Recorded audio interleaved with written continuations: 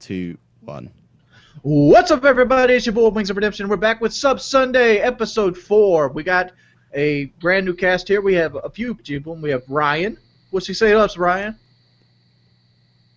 That means you got to talk. What's up? What's up? We got Ryan. Oh, can you not hear me? I've got terrible because of the internet here. Oh, well, you look like you got a terrible mic and headset. We got you. We got you. Yeah. We got Nick. You got me, yeah? Yeah, Nick. We have a certified stalker on the show who goes by the name of Nick. We're going to get into that. We have a semi-professional StarCraft 2 player by the name of Matthew. And we have Brandon. He has a good webcam and a good mic. All good credentials to be on a show like this. Yeah, we have astounding credentials. So, what do you guys want to start with? Let's have a panel. We need to start with Nick, I think. We need to get the Aria Grande story. Yeah. Story is it Grande or Grand? Like how's it pronounced? Grande, yeah. You're like big in Spanish. Okay, so get us into this because this is how you got on the show. Wings saw your message, and we want to know what's going on. All right. So girls don't like me very much. I kind of give off the stalker vibe in real life too. Surprisingly, like I don't touch girls, but I go as far as I can without doing so. Joke. So I decided, hey, I'll make a video to ask Ariana Grande to prom. She's dope. She's a platinum-selling artist. Why not? So I own a film production company, so I said, hey, I went to my business partner, hey, let's make this video. We made it happen, and we made the video asking her to prom. Now let me ask you this question: have you got any success with that video? I've actually developed a pretty good marketing strategy. It's around the time of college acceptance, so I've been joining groups, college accepted groups on Facebook that I haven't even applied to or got accepted to or anything. And they've been accepting me for the most part, and I've been posting it in there. And those college kids have wide networks, more so than the high school kids I've been sharing it around because they mostly share the same network. So it's been going there. It only has views, but... I watched this video, and I thought this would be a perfect click-to-tweet candidate. Yeah, we should test that out. Yeah, let's get some Woody's gamer tag power behind this and do a click-to-tweet to Ariana Grande. Right, this is gonna be in the description of this video as well. I'll put it in there. Who wants to make a click-to-tweet? I don't know how. So. I don't even know. I'll figure that out after the fact. But like, what do you like about Ariana Grande that is like so out there, boy? Like, what takes you off her feet? Well, first, when I was planning to do this, like a kid asked Kate Upton last year, and she said yes, and she had scheduling conflicts, so she sent another model friend of hers. So I did a lot of research. Some of the factors were how famous they were, the location, the age, like because I can't bring anyone over 21 to my prom, and if they've been asked before. And I got it down to a list about 15 different actresses or singers or everything, and then I just decided her. She's the prettiest. She's under 21. It works. She hasn't been asked before. She's never been to prom. It's all the. Let me throw some salt in your game here. First off, the way you're describing your list of candidates is as like you're rating them. Don't do that because she might say no, but one of the other ones might say yes. Yeah. You'd be like, well, you thought this bitch was better looking than me. I'm not second. All women don't like. Women hate being second. Always put them first. That's what I'm going to tell her if she says yes, though. But she might see this video. Yeah, this click to tweet thing goes. First. Don't worry. Well, at least you did pick her first. So, you said you had how old are you? You said you had a business, a video production business. You want to talk a little bit about that? Yeah. It's called Washington Park Productions, and right now we've made a commercial for iRobot and Pepsi, and we're just kind of trying to get our name out there. We're working on a feature-length film right now. iRobot, like the Isaac Asimov book film? No, the Roomba, the vacuum. Yeah. So how did you understand? I'm completely toned out of like TV and stuff. When did you? I didn't know who Ariana Grande was. I didn't. Yeah, I think she was a porn star, but I mean. Yeah, we took like me and Patrick both went to porn star as soon as you said the name. It sounds like a porn star name. It does. It is a pretty What do you guys think about this? What? I was going to ask the panel. What do you guys think about his obsession with wanting famous people at his prom? This wouldn't work in the UK. I don't think. I've seen it work in the UK. I've seen like who? some guy tweeted at a porn star and said, if this tweet gets 4,000 retweets or something, will you come to prom with me? And she said yes. And he got the 4,000 retweets, and it's actually going to happen. It's this year. I don't know when, but so it can work. Yeah, so what is like the success rate with these kind of things? Because I've seen them happen in the past. Probably like what are the chances? 1 in like 10,000 maybe. Like Yeah, I can't imagine it being. if you're asking, you know, She's quite big, isn't she? This is the Ariana? kind of thing that goes viral every now and again. And All right, let me ask you this. You said you had a stalkerish past with girls. Like, I'm looking at you right now. You're not a bad-looking guy. You obviously have ambition, and I really like the fact that you go after what you want. and you're well dressed. I mean, you know. You're well dressed. wearing Like, nice how are you clothes. having girl problems? You should be like up to your neck in pussy right now. You should be knee deep in clunge. Like, Knee I deep wasn't in I wasn't the popular kid in school. Like, I was kind of the quiet kid. So me and my friend, he's kind of a heavier set man, but he's wicked funny. He's extremely charismatic. He started this thing where he would start. That doesn't get you pussy. What? So he started this thing where he'd start creeping out girls, and they'd know his name. So I started it too, but I took it to like 10 levels farther than him. And I've actually been threatened. Like, they'd call the cops on me and stuff like that. But they know my name now. Like in middle school. Hold up. I need some stories about this. Hold up. So your game plan was that you'd creep out girls so they know who you were. Yeah, because no one knew. Did you conceive this in like the bathtub? Were you taking a shit when you conceived this? How did this make sense in your mind that you know, I really like this girl. Maybe I should tell her that her cunt is bloody and that I like so she will remember me. I don't know. It just kind of happened. It started with seeing an attractive girl from school, the most attractive at the time, and I followed her home. I followed like for.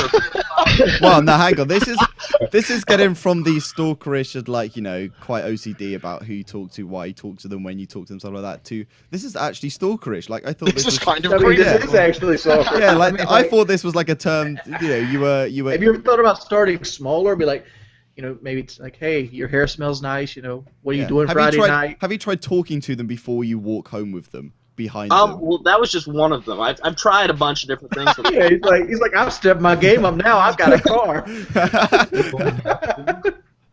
Anything besides following the palm? Has this ever worked out? Has a girl ever appreciated the stalking? I've banged a couple of them, so it has worked out. Have you tried what is this so success upfront? ratio? Like, how many girls have you stalked that you've actually got the ladle pipe to? Yeah, what's your KD on stalking? It's for about every 30 girls I stalk, I probably bang about 4. So it's not the best KD, but for every 30 girls I stalk, about 27 of them become friends or friendly with me. So and how many of them do you lose friendship with out of that 30? How many restraining orders do you have? Yeah, that's the question. How many states are you banned from? What am I banned from?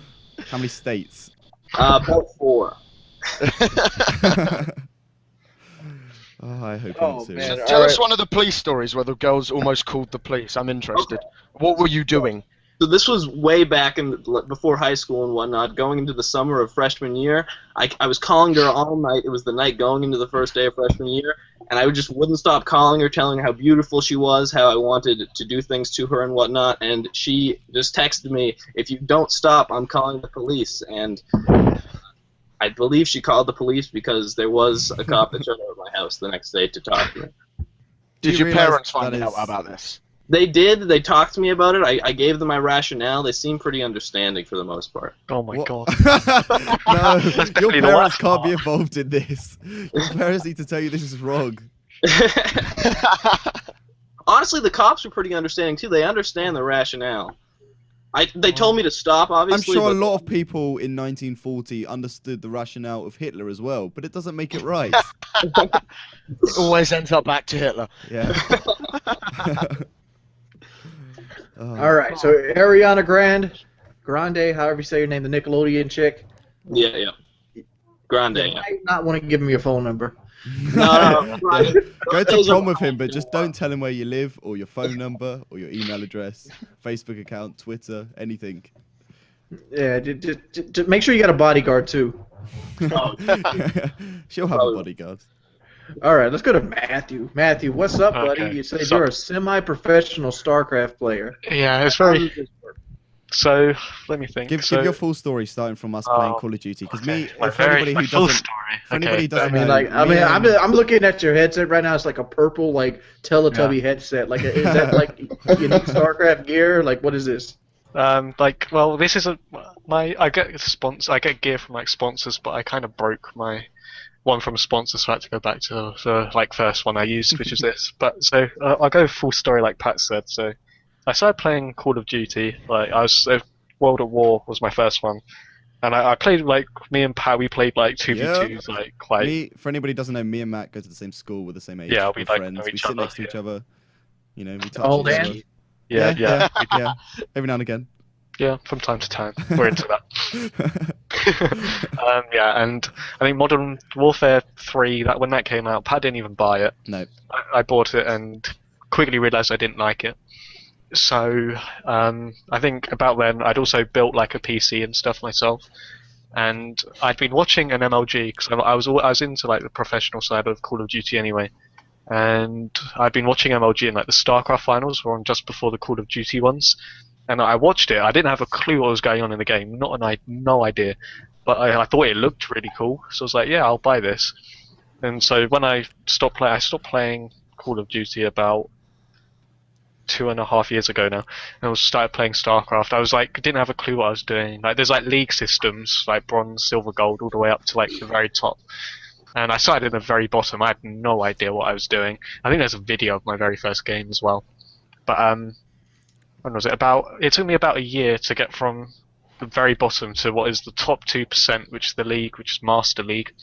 And from there, I went to the first tournament or LAN, which was a tournament in England called I-Series, and I think I came top 16 or something. Well, let me ask you this: what's your regimen? How many games do you play normally a day? Do you do public games, or you do set up mainly off GBs? Oh no, it's Battle Blizzard. They've got there's implemented ladder system, so you're always playing against people with similar, slightly better or slightly worse skill, and then there's other online tournaments and stuff which are done through custom games, similar to how Call of Duty games would work, I guess, the matchmaking system. Although I'm not sure how. So they throw 4-year-olds with no motor skills against me. Oh no! It's you always end up playing people who are just as good, similar as you, skill to you. Yeah, it's a lot higher skill level set. So you're always playing someone just as good as you. You're not. See, when I played StarCraft in the ladder system, you pretty much created a ladder game on one of the ladder maps. And then somebody joined. They didn't try to match you up or nothing. But that was in StarCraft 1. StarCraft 2, they got a proper system. So, it would match you against similar skills. All right, when you're playing, when I used to play StarCraft, I know within the first 10 minutes of a match, especially when you're doing your initial scout, I haven't watched StarCraft 2 at all, but in StarCraft 1, you'd always send out a scout probe and try to see what the other guy's doing and try to recognize his build based off his drone to pylon count or drone to supply depot. See if he's going a quick gate or maybe doing a four pull. Yeah, similar kind of thing. And how many times do you know that you've got the guy beat just from the scouting? It does really depend on what the other guy's doing.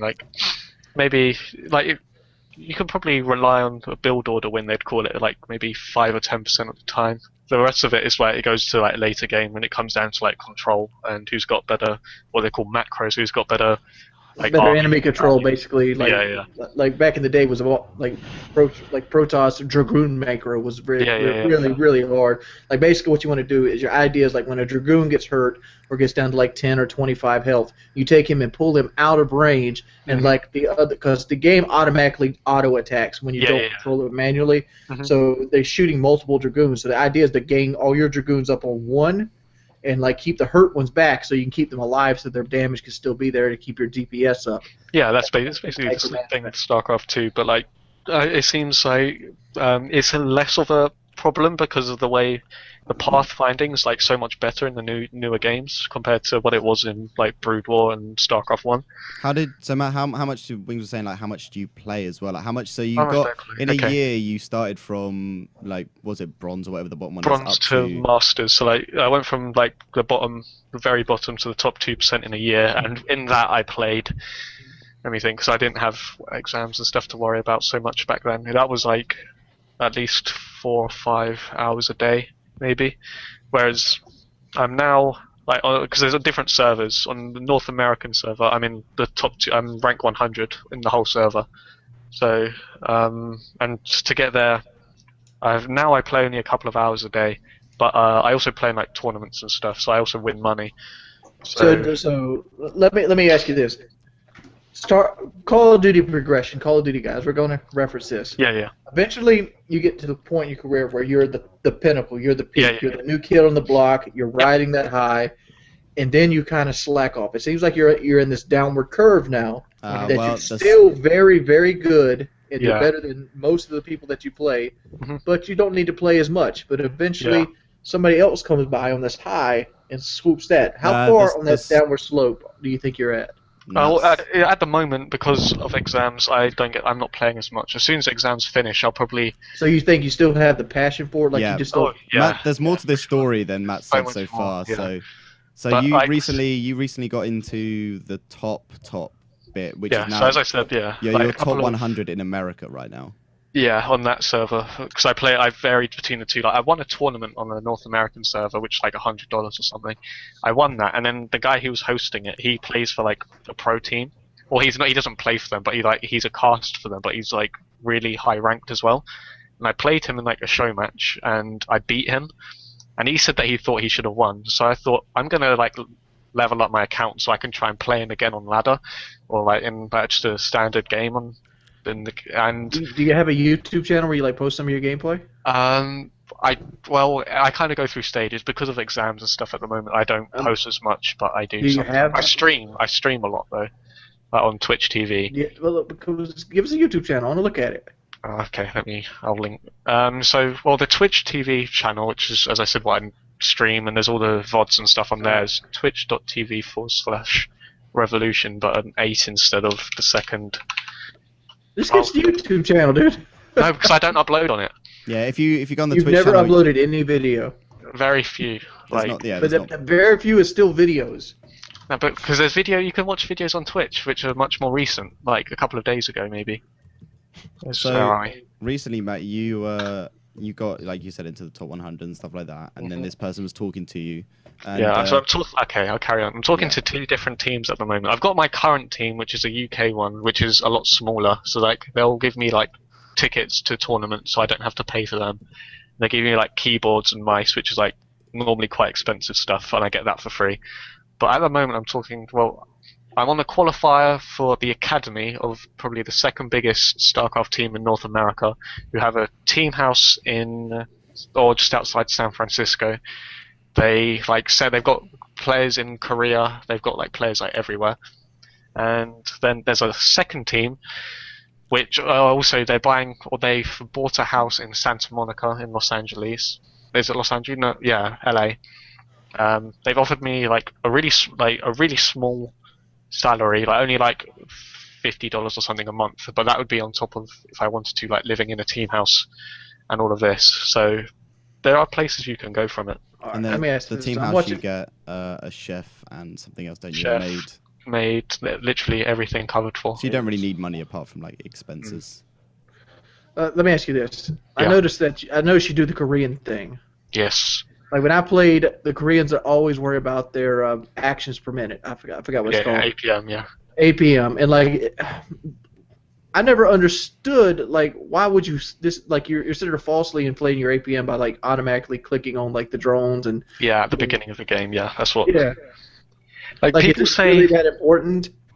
I feel later on in the game it definitely is because it's like that's how you like multitask, making workers attacking. I mean, so do you think that holding the drones gets you in the mindset to? Yeah, that's what people say. Like it's just like kind of after a while, like I just do it out of habit now. But it does like maybe it gets me to about the same APM level, probably a bit lower than what I use late game when I'm trying to multitask, doing all the workers and all of this kind of stuff. Like.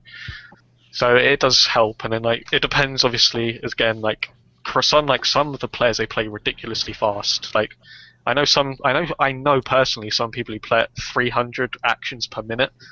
the 5 different actions per second, like ridiculous. I think at my height I was at 128. Yeah, at the moment I vary between 200 and 230, depending how long the game is. But like I never falsely inflated it either. Like okay, yeah. I never did like I know some people can do almost 300 or 400 actions at the beginning of the game. You know that's gonna add to your APM total. Yeah, it's crazy. Like as I said, some Koreans, like if I'll just see if I can find a video now, like their hands is like watching them is crazy how fast they move. Some of them do play really fast. Some of them probably a bit unnecessary, but yeah. Is Slayer Boxer still in it? Is he still a big okay, name? so he is. He's a coach now. He coaches probably, I think it's SK Telecom, which is like one of the biggest Kesper teams. So like there was 2 different organizations. There still technically is. He's probably starting to, still not. He's probably not with the Slayer clan still. He's probably just Boxer at this point. Slayer's disbanded. There was a huge controversy about that. Basically, Boxer's like girlfriend, now wife, I think, Jessica. She's like, I don't know. She just did some weird stuff, and it's too much to get into. But it ended up with the team disbanding, and all of the players now, some of them play for what they call basically it's Koreans and foreigners. Foreigners is everyone outside of Korea. So some of them play for now foreign teams because they get paid more. Like some players are like 6-figure salary. Some of them get a lot of money for what they do. And then that's not even with like tournament winnings and stuff. That's just from their team. So some of them do get a lot of money for this. And then that's just StarCraft. Obviously, other esports, League of Legends, probably the biggest. Well, probably definitely the biggest is even more than that. So, yeah. As I'm sort of watching this game, the WCS qualifier versus Alistor Game 3, okay, and like you're doing a masterful job here. Like I'm watching it and I'm like, dude, this guy is doing a great job because he's like making this guy lose track of his actual home base, and he's got to worry about you attacking his expansion. Yeah. Like he's completely gave up on it at this point. Yeah. Okay. Yeah. Alistor, he's like the WCS system. That's the main like Blizzard who make the game. That's their. Similar to what LCS is, I think that's the one that everyone would have heard of for League of Legends.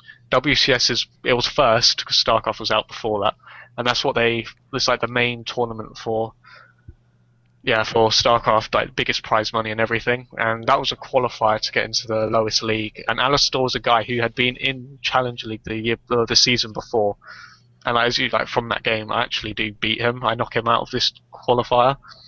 So like you do have to get there, you have to play some good players, and I haven't qualified for a WCS yet. If you do, it's a lot of money or a decent amount of money, and that's how you find the good teams. So all right, let's move on to another topic. Let's go on to Brandon now. Brandon, what do you got for us, buddy? Microphone and a webcam. Back a few years ago, me and my friends decided it would be a good idea to go off-roading on this mountain that's pretty popular in our area. Hold on. What are you off-roading with? A Jeep Grand Cherokee.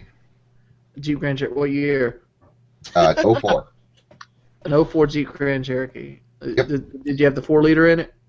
Had a 3.6-liter V8. Okay. So you obviously didn't make it off the mountain. So we decided. Be quiet, cat. We decided to. You can drive up one side of the mountain off-road on all of the off-roading roads and come down on a different side in a different state. So right where I live, I border on Washington State, and Idaho is right on the other side. So you can drive up one side of this mountain and down into Idaho. So we start driving around, and we get to the top of the mountain where you actually get to the off-road trails that trickle down into Idaho. And I'm doing donuts in this gravel parking lot, which was my first mistake. And there was actually no. Your first mistake was taking a Jeep Grand Cherokee. This is your second. I mean, like a late '90s Grand Cherokee with a 4-liter and maybe 2 locking axles. That would have been good. That's one of the better off-road vehicles ever made. But 04 with the small V8, yeah. All right, grab a parking lot. Okay, yeah. So I'm doing donuts in the parking lot, and my front right-hand tire gets stuck in a rut, and I roll the tire off the rim. So I've never changed a tire before. This is back when I was like 19.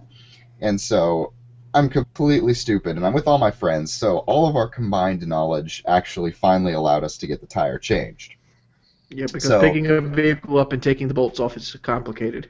Well, it's the little things like where do you put the jack, or where do you find the jack, or things like that. And you got to remember, this is back when I was pretty young. So after about like an hour and a half, we get the tire changed, and all of us being young and stupid, we don't think, oh well, now since the spare is already on the car, we should probably turn around and go back home. No, we think, oh well, let's continue. So we keep going, and we get a couple of miles in, and all the windows are down because it's summertime, it's warm. Hold up, let me ask you a question. Yeah. Obviously, you're off-roading, so you have some kind of aggressive tread tire on, and I'm assuming you put the stock tire underneath the Jeep onto it. So you didn't have aggressive tires to begin with. Nope. So you didn't have proper off-road tires off-roading. No, it was all bad. So the whole trip was doomed to begin with. And mind you, it's 2 a.m. when we're doing this. So it's dark. It's bad. Dark. This sounds like a horrible idea. It was a horrible idea. So we keep going, and we're driving down the trail, and all the windows are down, like I was saying. So I start hearing this hissing, and I'm like, "What is hissing?" And I realize now it's my driver's side tire, and I'm like, "Oh, this sucks."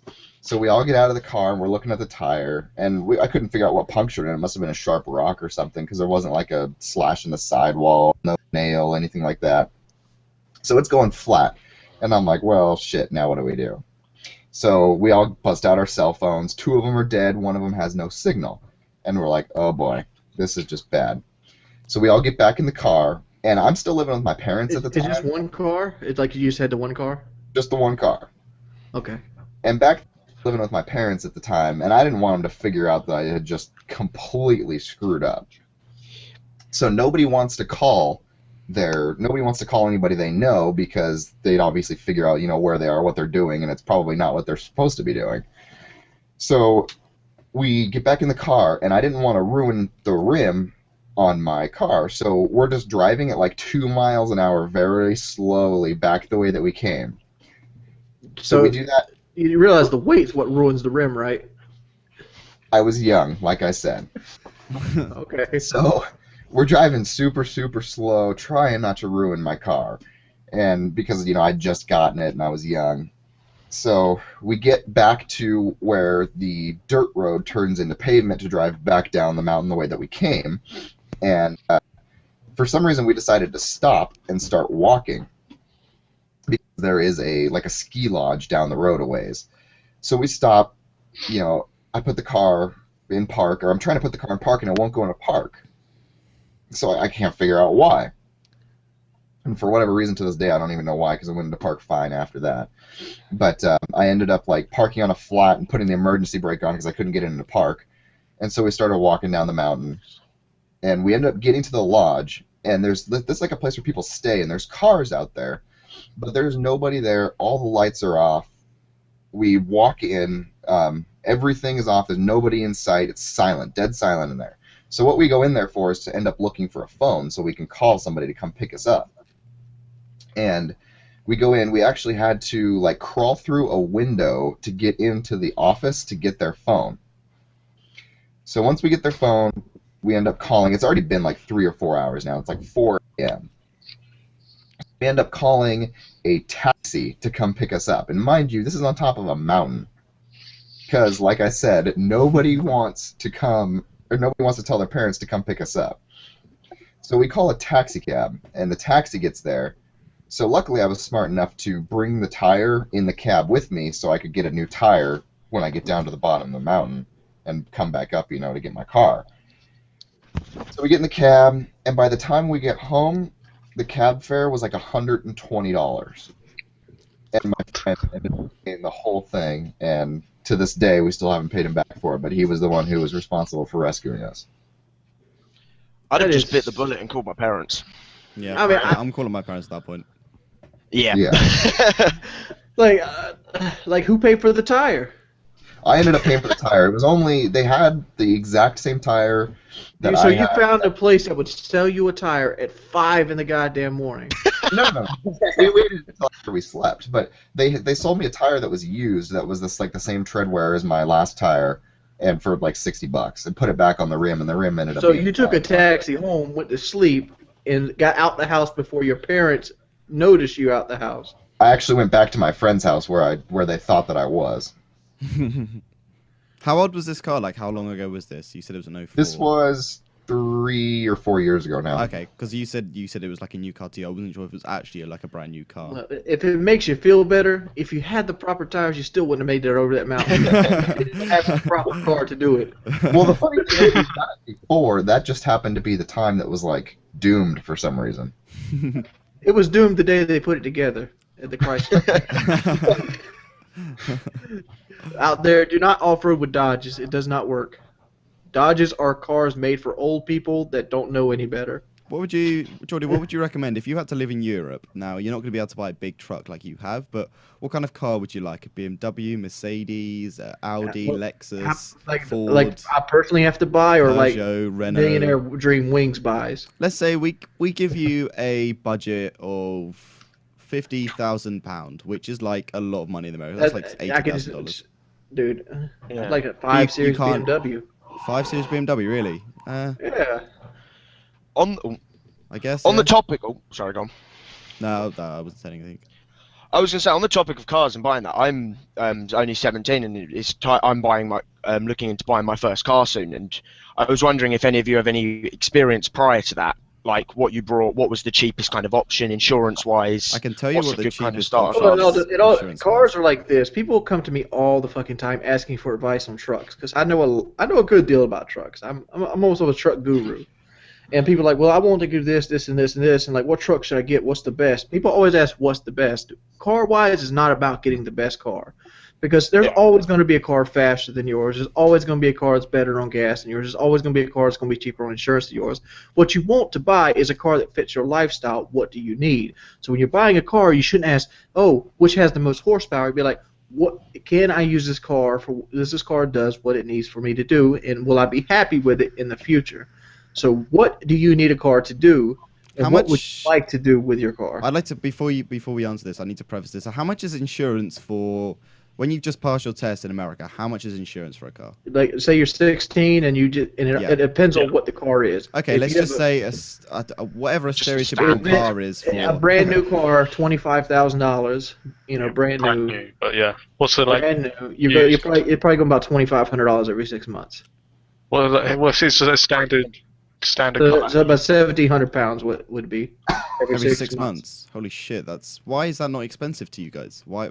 That is expensive. Similar to ours. That's very expensive. For a new driver, it's like 3,000 for your first. Yeah, 3,000 a year kind of thing. Oh, and that's not even like a nice car. That's like some. Yeah, but the best cars in the UK to get, and I only know this because most of my friends have them, is a Citroen C1, I think it's called. And if you look at a Citroen C1, you'll also notice that there's a there's a Toyota that's exactly the same, the Toyota Aygo, and then there's the Peugeot 101 or whatever it's called. They're all the same car underneath, but they are the cheapest insurance level in the UK for people of our age. I personally have a Ford Focus because my uncle gave it to me, and it's got like a 1.6 litre engine. It's going to cost me like £2,000 to get. I didn't even realise you had a car, man. Why the fuck you have these cars that look like that they should belong in toy boxes? You pay £3,000 to insure them. Everything in America is a lot bigger than everything in the UK. So it scales. I'm looking at the Citroen C1. Yeah. And I'm like, this thing is £4,000 to begin with, and you're gonna pay £3,000 a year to insure it. Yes. Yeah. That's you what paid happens. for the goddamn car again. I know. Yeah, it's crazy. It's so expensive. Insurance is so expensive over here. If you're buying a brand new car, like not many people do. No, depends second-hand. Depends where you come from. Like the people that always go second-hand, but cars, the bastards. But yeah, go second-hand. There's no point buying brand new. There is no like I bought a brand new Ford truck 2 years ago, and like it was the worst decision I ever made. I basically gave $20,000 away. Yeah, I mean, the depreciation on brand new cars. I mean, literally drops 40% as soon as you leave the forecourt. I mean, literally, the car was worth $50,000 on the lot. and as soon as I drove off, it was 32 grand. Like, boom, $17,000 right there. Took off the sticker. Yeah, Jesus Christ. it's crazy. So yeah, buy a used car. Buy one that's not really old because you guys you'd be need to surprised. fucking riot or something. One of the options someone gave to me was you can pick old Land Rovers up, like a Defender Are model you fucking series. crazy? You would not be able to insure that. Yeah, please don't do that. No. You would not be able to put gas in it. Immediately. The gas, like the petrol, is the main thing here. But the thing with these old Land Rovers is they don't go over 60 miles an hour, 70 miles an hour. So insurance companies look at that. You're not likely to go 90 miles an hour down the motorway. And also, there's nationals. I think it's the National Farmers Union. They insure them kind of cars for a lot cheaper. But I'm not sure if I really want a Land Rover. That's the only problem with that. That's a problem. My cousin was trying to sell me. He just got a new car and he trying to sell me his old. It's called a Mazda MX-5, little sports car. Yeah. I looked to see how much that would be insurance for me. They don't even do it. Like they just said no. Going on someone that because I don't even have my license yet, but. Going on someone who literally just got their license, they wouldn't even insure it. They just said no. Let me tell you guys a little secret. When you get my age and you're 28 and you have very, very, very little speeding tickets, I've gotten one that stuck. I've never had a school zone incident. Yeah, it was a school zone incident, and I've had zero other moving violations, other than the seatbelt ticket, but it didn't stick. Mm-hmm. Yeah. How much is insurance for you then? I pay for full coverage on my truck, $300 a year. Yeah. Jesus Christ. I mean, it's like Need that. it may be like I think my parents' one is probably like £300-400 a year, which is like $700, and that's really cheap. But the problem is that like people who normally get their first car, unless their parents can afford it, you can't really afford to spend £7,000 on a car and then insurance just for 1 year as well. It's the worst thing. It's the cars are very expensive, and that's why I say like people that want the best, get the car that you need. Don't get the car that like me. I need a truck, and people are like, well, you don't need a truck. Well, you do a lot. You know, I do. I have trailers. I like to pull. I carry shit all the goddamn time. Yeah, and you live in an area that's yeah, you live in an area that really demands a truck, especially if a truck. I just went to a birthday party yesterday, and if I didn't have 4-wheel drive, I wouldn't have went to that birthday party. Yeah, I couldn't have turned off my Ford Focus. I would have been everywhere. Front-wheel drive car. You should have seen what I had to drive through. It was just black mud with because what happened is sewage line had broke because we have septic tanks. We have septic tanks here in the United States. So your sewage is in your front yard. And what happened is one of the trees grew into it, and so you have poop water going all the way through the yard, and it makes the ground like mush. And it went right through his driveway, so you had to drive through it.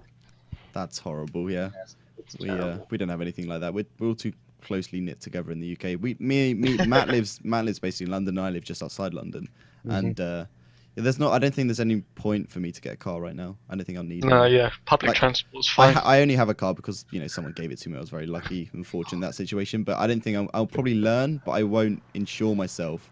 Just learning I have costs the money. a lot of money though. God, like lessons. It's 22 quid a lesson. That's just an hour. Yeah, an hour. You have to take lessons. It's like 30. Yeah. It's about $35 an hour for lessons, and you're meant to take as many as the age you are. So I would take 18. That's a lot of money. That could be $1,000 just on. And then the actual practical test costs about 60 quid. Yeah, then you have to buy the test, and then you have to buy the theory as well. Theory test as well, yep. And then you have to buy road tax and insurance. Like if I went over to the United Kingdom, would they just grandfather me in since I have a license in America? Yes, yeah. If you already have a license, you're good. Like if someone goes to America. I'm like, driving isn't that fucking hard, dude. Why you gotta take tests and shit? There's 2 controls. There's 3 if you have an older car. There's a clutch, a brake, and a gas. No, we in the UK we stereotypically learn manual, so we have I guess gears as well. That's what the clutch is for. That's what the clutch is for. Yeah. I reckon if I go to you missed that gear stick. I reckon if I do go to America. Well, the gear stick's not hard. You press down the clutch, you change the gears, you let go of the clutch. It's not that fucking hard. It's not rocket science. So how did your sister's about the same? Well, not the same age as us. She's like 16, but she's passed her test, hasn't she? Oh yeah, dude. What did she go through the process for her? Like, so she wanted to drive. What's the next step? You want to drive? You go take a written test.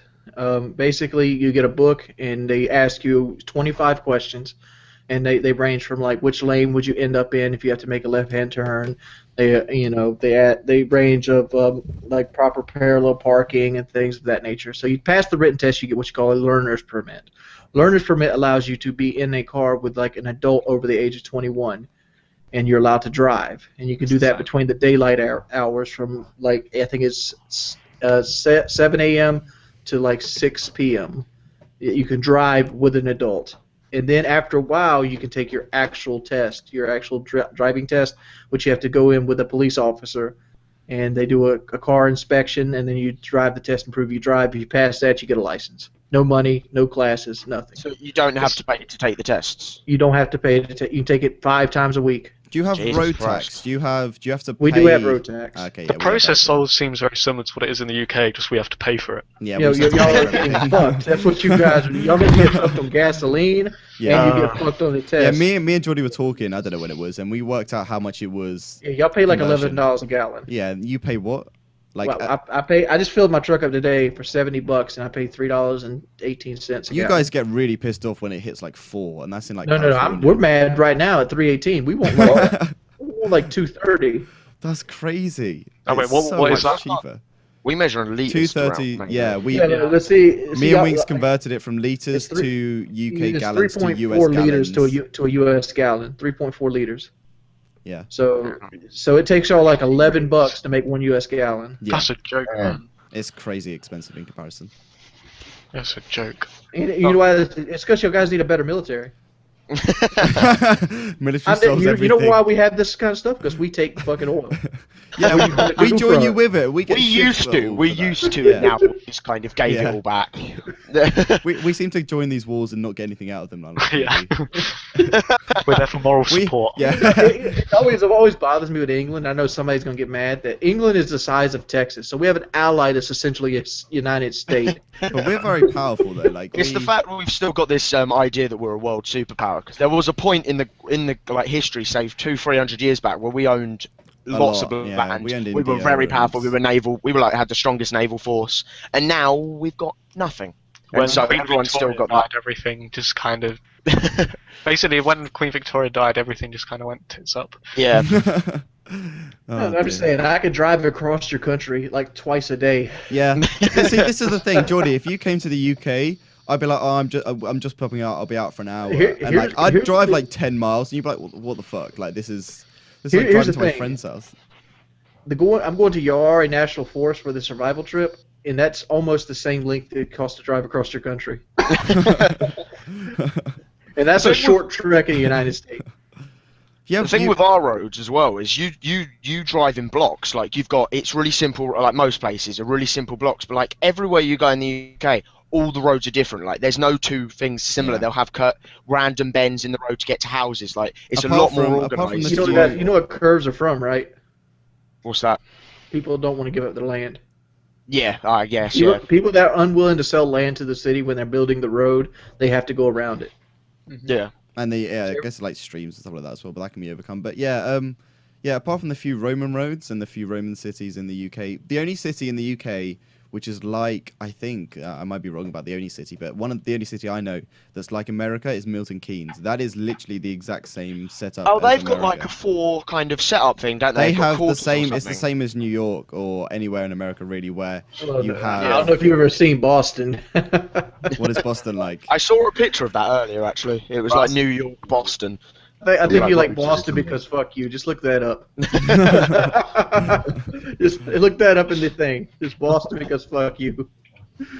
This is a- Boston. this is a wonderful picture. Because there we go. You think Yeah, about that the was the Ford picture Raptor, I saw earlier. Yeah, Boston's a lot like the UK. Yeah, in most cities are like New York. You have avenues and they're Yeah. numbered one to Milton whatever. Keynes, the place in Milton Keynes, which is just above us. It's just further up north from where I am. They're like New York, and people in the UK are confused. They have no idea what the fuck is going on in Milton Keynes. We go there, and I am just completely lost. Even though it is so much more simple than going to somewhere like London or anywhere else in the UK where the roads are all curve and bendy. But I guess it's just because we're not used to it. No, when I went to New York, I was only there for like a week, but I adjusted to it so quickly, and it made so much more sense.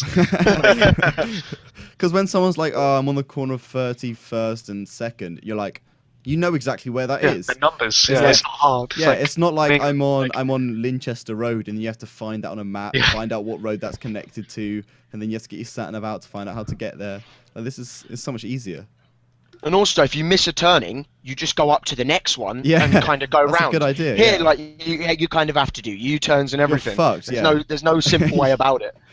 What do they call turning circles in Europe? Roundabouts. Roundabouts. That's what we call them here usually too. Yeah. The rotaries up here. Rotary. Yeah. Roundabout. We recently just got like 2 of them in my town, and nobody knows how to use them. Everybody stops off. So, what about Facebook buying Oculus Rift? I guess a lot of people here will be into gaming and stuff like that. So Oculus Rift is gonna fail so hard. So basically, I'll give the backstory. There's not really much backstory. Facebook bought the company Oculus VR, who makes the Oculus Rift, the virtual reality headset. They bought them for $2 billion, which is a lot of money. It was $1.6 billion in Google stock, so that can fluctuate up and down. I guess it'll be finalized when the deal actually goes through, and then $400 million in cash, and I guess all of that will be shared out to the shareholders. They bought the company in full. And they said they're not going to fuck with it. They're just going to have it. And I think they're going to use it as a profit center, to be honest. Hopefully they don't screw about with it at all. But they it's a good backup thing. Because if they think this is going to go big and Facebook is, kind of dying off, it's a good profit center for them. Isn't Sony making something very similar? Yeah, Sony is making an Oculus Rift equivalent called the Morpheus. It will just work on PS4, I believe, right now. I'm not even sure if it will work on PS3, but it's the same thing. It sits in your head. It makes you immersed into a game. And again, everybody, when they released that was like a week before Facebook bought Oculus Rift, or we found out about it. And a lot of people thought Sony was stupid. They're like, why didn't you just join with Oculus Rift? I mean, it makes more sense. It's going to be... Everybody thought Oculus Rift was going to be the standard. It's going to be the one that everybody gets. And it's, going to be the best. And it's going to sell the most. So people are saying this is stupid of Sony to have their own one. Just join forces with another company and you can make a titan of a gaming headset. And then they got bought out by Facebook. And now Sony looks like the really fucking smart people because they built and bought their own rather than, relying on someone else who has basically been bought by a pretty unreliable source of... You use the word smart there. This thing is going to be a big old hole where you throw money into. How many of you people here are going to buy an Oculus Rift? I haven't bought an Oculus Rift, but I know I worked with someone who did, and by what he was basically my friend as well. But right, so I've used an Oculus Rift for around 3 days. So if you have any questions, throw Let something me ask at you me. this question. All right, let's do a survey here. Okay. How many of you guys here have ever bought a Call of Duty game? Yes. Yep. Yep. Everyone. Everyone here. All right. Yep. How many of you guys ever bought a sports game? Yep. Yep. Okay. All of us but one. All but one. All right. How many of you have owned a headset? Yep. Yep. Currently wearing one. All right. How many of you guys would pay $400 to be immersed in a video game? No. I Not- like console gaming as Yeah. it is. Not for $400 or That's what the Oculus Rift is priced at. it's $300. Either way, would you pay $300? Not for the version that's out now, but the final version maybe. And that's a maybe as in All right. if it's Here's as good as where they it's say. going to fail. Here's where it's Okay. going to fail. First off, we have 1, 2, 3, 4, 5, 6 people. Only one of 6 people said they would even consider buying. That's because I guess that's One of because 6. I've used one of them, so I kind of One of 6. And when you have that bad of a ratio, yeah. just imagine people that have to code for the game, because you have to code these games for themselves. There's not going to be like 2 or 3 markets out there that's going to have a bunch of people having it. So the money is not there to spend money in making the games. That's going Yeah, to that's connect true. ran into the same problem. That's why Microsoft started fixing the Bundling with Xbox it, One yeah. with the Kinect. So you know, you have forcing to you to buy it, buy it, so yeah. it opened up the market, so everybody has one. So companies be like, all right, everybody has a Kinect. Maybe we'll make a game for it. Yeah, 'cause No, that's it's what a lot not of- going to get third-party support, and people are not going to buy it, and gamers don't want to exercise. Fuck you. I don't understand. All of these companies seem to think that this is what gamers want, and it's really not. People want to play good games. If we want to exercise, we go to a gym. I won't Fallout fucking 4. If I want to only exercise, I will go get some pussy. I've The only time. Go on. I was gonna say the person I know as well actually bought an OmniPad. you know, the know what that tread. is. It's a omnidirectional treadmill for the Oculus Rift. It has these low friction shoes that you put on, and basically it transfers your motion in the circular like treadmill thing into a game, you know, directional like a joystick kind of thing, and you put on the Oculus Rift as well. I got one of these motherfuckers right there. There you go, joystick sold. Again, it's it has the potential, but again, like you're saying, it needs to be picked up by publishers. And when publishers look to, you know, commission a game or whatever you call it, when they tell someone to make a game for them, is they're going to look for a user base. And that's why EA have pulled out of the Wii U, because there's no user base there. That's why a lot of companies have pulled out the Wii U, because there's just not enough companies, there's not enough content on there, not enough people on there to actually, you know, warrant buying the game. But yeah, I want it to do well because it is really cool and it's a cool idea, but it's a 50-50 right now, and especially now Facebook's bought them, it's probably like a 30-70 for it to fail. I'm also looking at it like this. The guy just sent me a thing. This thing is fucking humongous. It is the size of like it's two like of these chairs put together. What, the OmniPad? The Oculus, the Omni treadmill Oculus Rift thing. Oh yeah, it's got an OmniPad. Yeah, it is like a treadmill. It's like a treadmill. It's actually made. Oh, excuse me. It's made out of wood right now, the Kickstarter versions, and you get shipped it in pieces and you build it, and has like a little ring around your body to prevent you falling off. But yeah, it is it's pretty, I wouldn't say basic, but it's pretty like, you know, simple right now. It is too fucking big. Nobody wants this thing sitting in their goddamn living room, much less their bedroom. You can kind of take it apart. You can take off the top railing. So it's nobody wants to do that bullshit. That shit didn't work with workout equipment. That is true. Yeah. Games companies have always tried to do this. This is the first innovation. Just imagine you sold a chair, like a chair you sit in at a computer. Like, well, it easily stores away by taking it apart. Yeah. I mean, it's the first version of this product. The Oculus Rift is the first, I'd say. It's going to be the last because it's going to fail. It could be, yeah. It totally could be the last version, or someone else could think of a better design, and we could, you know, 10 years time be laughing about the fact that we doubted it. But who knows? It's something for the future, and either way, people are going to make money off of it. So the only time oh, sorry, go on. I was going to say, until we get computer chips in our brain, which we can jack into, and that initiates the Oculus Rift, this thing is going to fail. Google Glass. You're wasting money. What about if Google Glass became, or Oculus Rift became more like Google Glass, where it was? That would be better. Like if you had like a Google Glass. Now there is like actually a headset. I saw this on Reddit, and it's a genuine product. There is a headset that does this. Actually, it wasn't on Reddit. It was a YouTube video. One of the Vsauce channels is a channel that they just do videos about like cool things, and it is a headset that. It's more augmented reality than virtual reality, as in it has cameras like where your eyes are on the front of this like visor thing, and it puts a game into where you are. So say if you're looking, you know, around your room now, it will scan the area and then put the game into that. So then you're looking on the floor, and all of a sudden this monster comes out your floor, and the video looks really good. And I think that might be a better route to do this, although, again, you'd just be staring at a screen, and then it'd be augmented reality on the screen. That wouldn't look very good. It all just sounds so expensive in such a limited market. It is it's very expensive now. As soon as technology is designed, created, or, you know, developed, it's always very expensive to start with. Look at 4K TVs right now; they're stupidly expensive. You really would be kind of. I don't think you'd be stupid to buy one as a normal consumer. If you're a techie guy, then, you know, fill your boots. But if you're a normal consumer, then you'd be stupid to buy 4K TV now, because, you know, in 2 years' time they're going to be like $2,000, and more people are going to be buying them, considering now they're like 10,000. It's all in good time. It's certainly a limited market, because the only time I've ever enjoyed motion gaming, or where you're physically moving to do something, is iToy when I was about 4, back on the PS2. That's the only time I've enjoyed it. There's that small market where that kind of, I can record myself, I can wash windows and stuff. That was all them kind of games, but none of it there's just no point in it. It is good for scary games. The Oculus Rift, I used it. I played a varied amount of games. I played like a roller coaster simulator. It was actually surprisingly more realistic than I expected. Like, I did feel sick after it, and I don't like roller coasters. I don't like roller coasters anyway. Like, I wouldn't go on in real life, but I thought I'd use the Oculus Rift because I didn't believe it would work very well.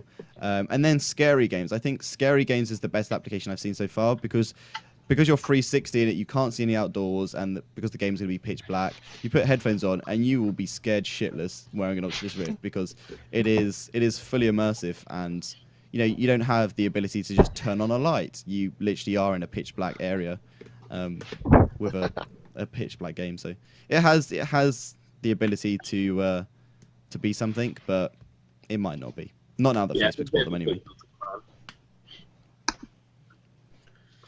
All right, Nick, what do you guys want to talk about?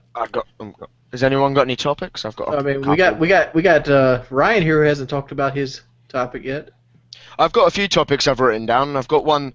What was the last film that made you cry? I think this has been on PKA so many episodes back, but like recently. I'm going to bite the bullet and say mine. Oh, sorry, go on. Oh, you can bite the bullet, go for it. I'm going to say Toy Story 3, and I don't care. I didn't cry, so hang on, I'm just getting called. Hang on. Wow. How do you cry? Just bailed. Yeah. He's either whipped or he has parents. Don't go with the parents. I'm sorry. Oh, yeah, go on. No, you go. It was Toy Story 3, and I didn't cry, so I wasn't like sitting there bawling my eyes out. But it was one of them two where you kind of had a tear in your eye, you're kind of sitting there thinking about it. And the main reason is because I've grown up on that thing. And although it's a cartoon, they did a really good job at the end of doing it. Is there anyone else with like similar stories? Or I do have one. The last one I cried on was the movie Hereafter, because after the end of that 4-hour travesty, I wanted my goddamn money back. I'll go with my one. This is gonna sound strange, but I don't cry at sad things. I don't cry when people die. I don't cry like I've been to funerals. I don't really cry then. People Brandon, Captain Apathy. But I cry like inspirational shit. Not even inspirational shit. I will shed a tear at like, I don't know, when I think back, I'm like, this person has done this thing and it's been like so good, and or like they've been through all of this just to do this one thing. The last fucking film I cried at was called I say cry, like, you know, shed a tear, teared up. It was called Camp Dakota. It's a film made by 3 YouTubers. They're all vloggers from America, and they made like a full feature-length film, and it, you know, it was in cinemas and everything. And it's made by YouTubers Daily Grace, Hannah Hart, and Mamrie, I think, are the names. And yeah, I watched that film and I really liked it. And yeah, I shed a tear over that. Well, I shed a tear over fucking everything. I shed a tear over documentaries. So yeah, the last one there was probably Like Crazy. It's a romance. It's real good. It won the Sundance Award a couple years back, and it just got released in theaters. Definitely check it out. It's about a couple's girl gets shipped to the UK because of some visa troubles, and it's about their journey trying to get back together and breaking up. And it's a truly sad story. Beautiful. The ones that really get me are the YouTube videos of the like fathers and parents coming home from the military and surprising their kids at school. That makes you tear up. They're pretty powerful, because you know, you just see the emotions of how happy the children are to see their parents again, you know, and coming home from being gone for so long, and they just break down, you know, in the middle of class, and it's just a cool experience. Matt, what about you? I was trying to think. Like, I don't really watch films that much. I'm not much of a film person. I prefer TV series. And then even then, like TV series. Have you cried at Breaking Bad? Oh yeah, man. Every episode is so good. Y'all motherfuckers don't need to watch $1 Million Baby then. What's $1 Million Baby about? $1 Million Baby is a Clint Eastwood movie about a 30-year-old female that wants to get into boxing. How's that go for her? You want me to just spoil the movie? Yeah, what kind of question is that? No, let's not she spoil the movie. becomes a really good boxer, like the Mike Tyson of female boxers, and she has really good drive and work ethic, and she ends up fighting this ex-prostitute hooker who is the current champion, and she gets sucker punched at the end of one of the rounds, and she falls and breaks her neck on the stool. Oh damn! But the rest of that movie is her slowly dying. Oh wow! Oh, that's the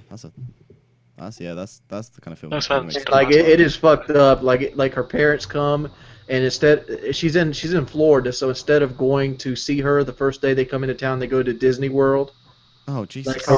She buys her mother a house, and the mother gets upset that she might lose her welfare benefits because she bought her a house. Is this based on a true story, or? No, it's based off a book called Rope Burns. Oh, okay. But like. And then, like, her mother doesn't show up when she loses her legs from having bed sores and laying in bed that long. And what ends up happening is Clint Eastwood's her trainer, and she asks him to kill her, because she doesn't want to go on living because she tries to bite her tongue off so she'll bleed to death and things like that because she's paralyzed from the neck down. And she just doesn't want to go back through this. And like all this time, you're thinking like, how's this comeback gonna happen? And it just never does. Eastwood ends up injecting her and kills her, and he ends up realizing that the relationship he had with Maggie meant that he had to come back and rekindle his relationship with his daughter, which he hated. Oh, it's a pretty deep film. Wow. So we have a new person in the hangout, Kyle. Yeah. Who are you? Hey. How's it going? Good. What do you do? I'm in Victoria, British Columbia. Canada. Oh, so you're not the UK rapper we're waiting on. No. But I thought Ryan was the rapper. But carry on. Yeah, sorry. Yeah. So I'm from Halifax, Nova Scotia, Canada. So I'm from the East Coast.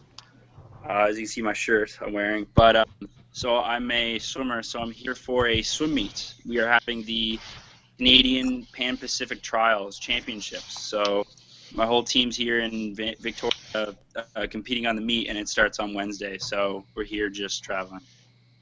So you're Ryan Cooper? No, Kyle. Kyle. Oh, okay. My question is, Yeah. Woody always talks about when he was swimming, he was bald and he didn't have like any hair on his body. Why do you have hair and a beard? Are you just, you know? Yeah. He's too casual. Sure.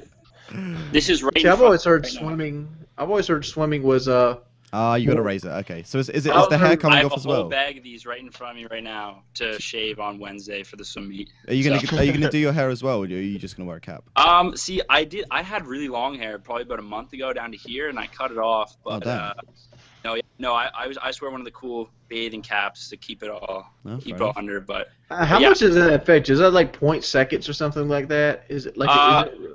Yeah, a lot of people think that, but no, it makes a really, really big difference. I'm surprised Woody never talked about it on PKA or anything like that, but it's more about the feeling in the water than is the actual no hair. Because when you go in the water, you just feel like it's undescribable. You feel amazing. You just feel it's just so more aerodynamic because you're. Yeah. You're more aerodynamic and.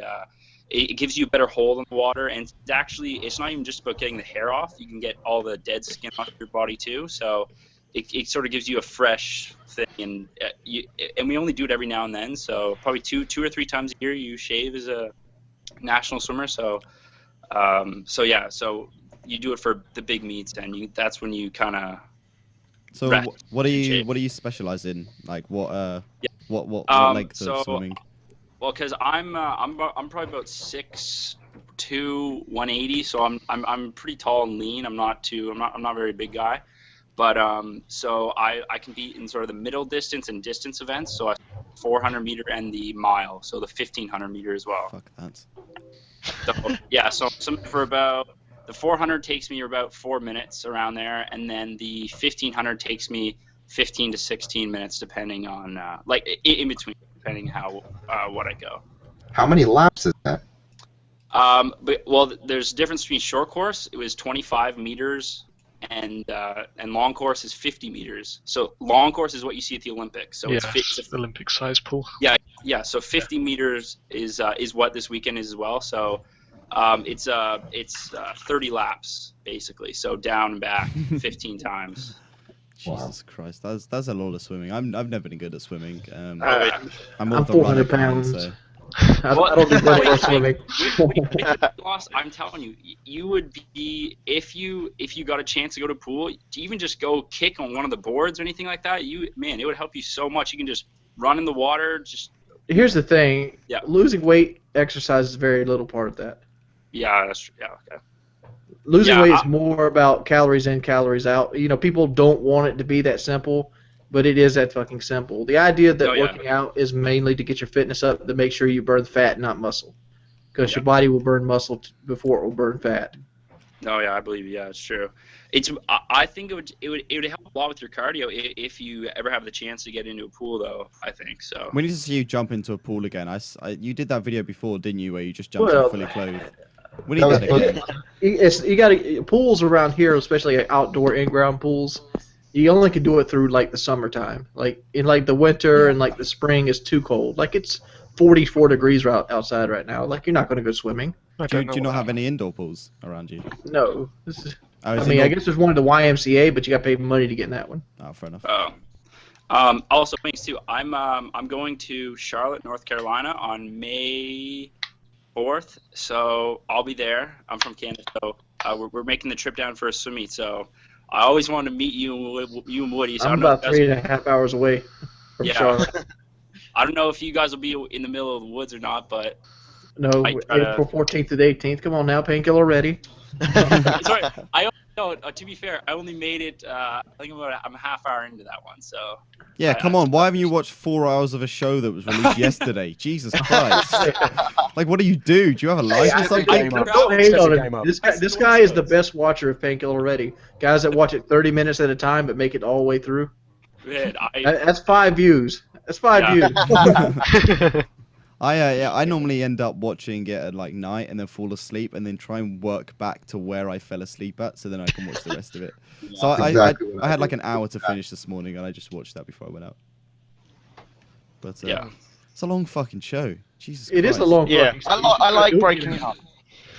Like that's why I wanted Sub Sunday to be at max 2 hours. Like the Painkiller Ready is ridiculously long.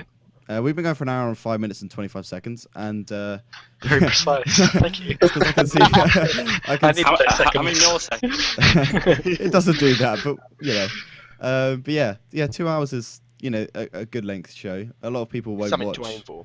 Yeah, a lot of people won't watch more than. Like a lot of people, I guess with PKA, all the dedicated fans obviously watch the whole show. Maybe not in one sitting, but they'll watch it in segments. But smaller shows, they don't really want to have to feel like they have to sit through like 4 hours of content. Yeah, any other shows I watch are like. The analytics for PKA is like most people watch an hour and a half. Yeah, Really? it's around there. Yeah. Because there's a lot. 80% of the people only watch an hour and a half. Because when you think about it, that's an average. So, for example, you have them people that are only on for like 20 minutes, and then you have them people on for 4 hours. That averages out to like an hour and a half or whatever it could be. Yeah. I usually fall asleep to it. That's a thing. Yeah, I do that a lot. I get told off by my parents for leaving my computer on overnight, but it's quite Yeah, cool yeah. now, so they don't even realize anymore. Yeah. I mean, like, here's the thing: the computer doesn't really run your bill up that much. It doesn't. That's We recently in my house got one of these little. It's like a monitor thing. It's like this big, and you put it on like a table, and it's connected to the electricity supply underneath my stairs where the meter is, and it literally tells you how much money you're spending in pennies an hour. I run my computer year fucking round, and like it never cuts off. In 2 years. It never cuts off, and I think it runs my bill up $40. Yeah, they're not expensive. They're very efficient, and they're not. The energy drawers that you need to be worried about is a dishwasher, washing machine, tumble dryer, oven, water heater. Water heater, kettle, and maybe a toaster. Anything that's short stuff that uses heat. Yeah, anything that's very short but very high intensity. Because once we got this thing for our house, we just went round and turned everything on and off and worked out how much everything costs. Like how much money. We had a water heater that had an element go bad in it, so it would constantly need to be trying to heat water 24 hours a day. Oh Jesus! Our electricity bill went from $260 to almost $1,000.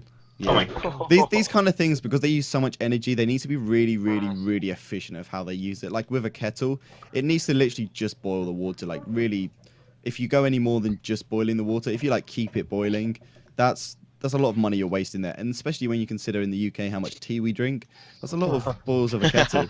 I don't get it. I don't like tea. I don't like tea either. I'm pretty. I don't see how UK guys drink that hot tea. I don't like it. I don't like tea, hot or cold. I don't like iced tea or. I don't see the hype. No. Sweet tea. It's all about sweet tea. I've never tried sweet tea. What is sweet tea? Is it just lots and lots and lots of sugar? You basically took like 2 big old cups full of sugar, and then you put the tea in and you stir it and you put it in the refrigerator. Holy it's shit. almost like a soda drink. It is. How much tea to like that though? Like how can you think, give me some sort of weighing? Like around here we put 2.5 cups in. 2.5 cups per what? 1 cup of tea per pitcher. Pitcher. What's that, like a liter? I don't know what it's more than a liter. It's closer to a gallon. Oh, okay, that's quite big then. Yeah, that's it's closer to a gallon. Yeah, that's quite a lot. Yeah, we have tea. We put milk in it and sugar in it. Some of us put sugar in it, but I'm not a fan. I don't like it. I don't even like coffee, to be honest. I don't really like it. Go get you that. some Lipton iced tea. I've tried that, yeah. No, yeah, they have that. Yeah. That's what we have in the UK. Then they have like 2.5 cups of sugar, and then like mix the tea in with it, with the tea bags and stuff, and then just put it in the refrigerator and freeze, and like get it cold and drink it. It is delicious. It is delicious. Also bad for you though, because there's a lot of sugar. Yeah, Wings, didn't you have to cut back on that when you? I don't drink it at all anymore. I'm actually. I try to cut. I drink mainly water. Yeah, I'm a big advocate for water. I drink a lot of water, just because our house doesn't normally have lots and lots of drinks in it, because we always just drink them really quickly. So water's like the only thing that's always in my house. So I just normally have a bottle of it. Glass bottles are also pretty good. Woody always bangs on about Nalgene bottles, but so dumb, Patrick. No, bottled as in like I fill it up from the tap into a bottle. Oh yeah, I don't buy bottled water. I know people that actually buy like packages of bottled water. That's such a waste of money. I mean, like, I understand if you're going on like a camping trip or something like that, and you want to buy a package of bottled water. Yeah, if you're going out, but you if you want to drink it just to sit around your house and drink bottled water. No, that's a waste. Especially when they then throw away the bottle afterwards and like. Yeah, unless you're in like an area where the water sanitation is pretty bad. Yeah. Like, I don't think there's many places in the UK like that though. No, not in the UK. But I'm talking about like when I go like on holiday. Like if you're going to Spain or maybe a Turkey, I don't know. Even then, I'm sure the water thing's fine. It probably is fine. First world countries are fine. Yeah. It's the third world you got to worry about when they're pulling it out of a well and it's brown. I think it's more about creature comforts. Like that soil water on PKA. I watched that. Yeah. That's an impressive filter he's got there. It's also expensive, but... I've seen this thing on Penn and Teller's bullshit where the people are so indoctrinated into the marketing scheme of water that they can't tell the difference. Because what they did is they took bottles, like regular like bottles, water, and they made up 6 fake companies like Fiji Water Spring or like, you know, Greenland's finest water, and like just made 6 of them up, and then they filled them up with the water hose outside the restaurant, and then they had people do taste test and like do a survey, and they couldn't tell the difference. They were all rated differently. Like, this one tastes better than this one, and they all came out the same water hose in the back of the restaurant. Yeah, a lot of people like the taste of their water from their local area. I've had people get upset when I tell them that the water all tastes about the same because it has no taste whatsoever. Yeah, there's a slight difference with bottled water. You can sometimes tell there's different chemicals being used. Yeah. That's like the minerals and stuff in the water itself. The water doesn't taste, the minerals taste differently. But the fact is, I could drink it out of my tap, or I could drink it out of a bottle. It's still the same fucking thing. Now, if you go to a different place in America, does it taste different? Because in the UK, it definitely has a different... Oh, you get hard and soft water, don't you? Yeah, there's different. Yeah, hard and soft water. There's well water. There's spring water. There's all kinds of things, but just the surroundings would make it taste different. Like spring water's more dirty taste, has like a more dirt gritty taste to it, whereas like a well water has a poop taste to it. What is everybody's favorite drinks then? Can be any kind of drink as long as it's you can drink it, I guess. Favorite beverage. We'll start with Ryan and we'll go across my screen. So. Ryan. Just off the top, I'll go the Oasis Summer Fruits drink. It's that's really a good sweet. shout. That is a nice drink. It's just really sweet. I'm not a big fan of fizzy drinks, so that's where that comes from. Nick? I'm an iced tea guy. It's always in my house, and it's just kind of something easy to grab. It's easy to make, so I just go for it. Fair enough, Matt. Me, I don't know. Maybe I enjoy orange juice. It's really plain boring. Orange juice and lemonade. I really enjoy that. And then alcoholic, I'm going Copperberg. Fruit. It's like fruity and fruit it's just cider. so good. Yeah. Kyle? Yeah. Oh, I'm gonna go with like what Matt said. He said orange juice, but I like Simply Orange juice. That's the expensive stuff. I like that. But I have to go. I'm off to the pool. I have to go swim. So. Okay. It's good to have you on. Thanks for having me on. All right. Cheers. See ya. Hey, because I'm about to take the shit old school. All right, you go, Jordan. Your turn next. Red Kool-Aid. I've never tried Kool-Aid. Never tried Kool-Aid. It's not in the UK. Yeah. You don't have Kool-Aid? It's like the cheapest shit in the world. No, the cheapest shit in the UK is water. Yeah. Kool-Aid essentially is water. I feel like is Kool-Aid like equivalent to like Panda Pop or whatever you used to have? Well, Kool-Aid is a powder that you put in the water and you stir. I think Kool-Aid's like Robinson's fruit squash, Matt, but like then you have the black people version of Kool-Aid, which is put the powder in the water, stir, and then add 2 cups of sugar. So it's almost thick. Brandon, what's your favorite drink? I'd say Pepsi for sure. All right, my favorite drink is probably going to be Dr Pepper. No. I fucking love Dr Pepper. I could drink that for days. That stuff is crazy. Ah, it's so good. It's like all Coca-Cola cherry. Tastes exactly the same, but yeah, that is one of my favorite drinks. What kind of alcoholic beverages though? Matt said he likes Koppenberg, which is a fruit cider, and I'm exactly the same. I fuck beer. It doesn't taste very nice. No, I'm not drinking that shit because it doesn't taste nice. I might drink it when I'm older, once I've got accustomed to the taste, just like with tea. But right now, I want the sweetest alcohol, the most non-alcoholic drink possible. And right now, that is WKD. That's no fruit cider is the best. It's about 4%. It comes in a can, so you don't look like a prick. I don't understand alcohol at all. Like, I don't understand the appeal of getting something that tastes nasty. Yeah, that's why I don't drink the nasty alcohol. So good. It doesn't taste nasty. If you get a really fruity cider, it doesn't even taste like alcohol. It's brilliant. Like literally drinking Koppenberg is just like. Yeah, but if you're drinking something just to feel good, like for taste wise, Coca-Cola is way better than all alcoholic beverages. Yeah. Yeah, but you don't get pissed off of Coca-Cola. I'm like, I don't like.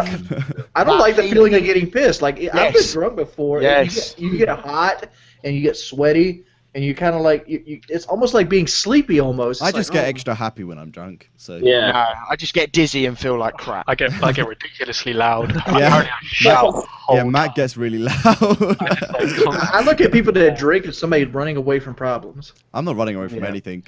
I'm The running only towards the only time I ever drink is when I'm really bad on anxiety and I just want something to say fuck it. Now I drink only in social situations. I'm not the kind of person that breaks open a beer or a cider like on my own. I'll never drink on my own. I might drink with a meal if other people are drinking with a meal, but normally it will only be in social situations where I drink. It's not, I don't have a dependency on it. I haven't had it in maybe a few months now, and I don't feel any different after not having it. It's just I've avoided proper alcohol consumption for about a year and a half now because I think my dad was trying to teach me a lesson about the real world and got me absolutely hammered on my 16th birthday, and I haven't drunk since. I don't like the taste, I don't like the feeling, I just refuse to drink. I can have a good time without it. I can have a good time without it as well, yeah, I guess. I mean, I just don't like the feeling. I didn't start drinking until I was 16, like New Year's when I was 16, and that mainly just because I didn't feel I needed to, and then I decided to try it, and it doesn't taste bad, so. It depends what you drink as well.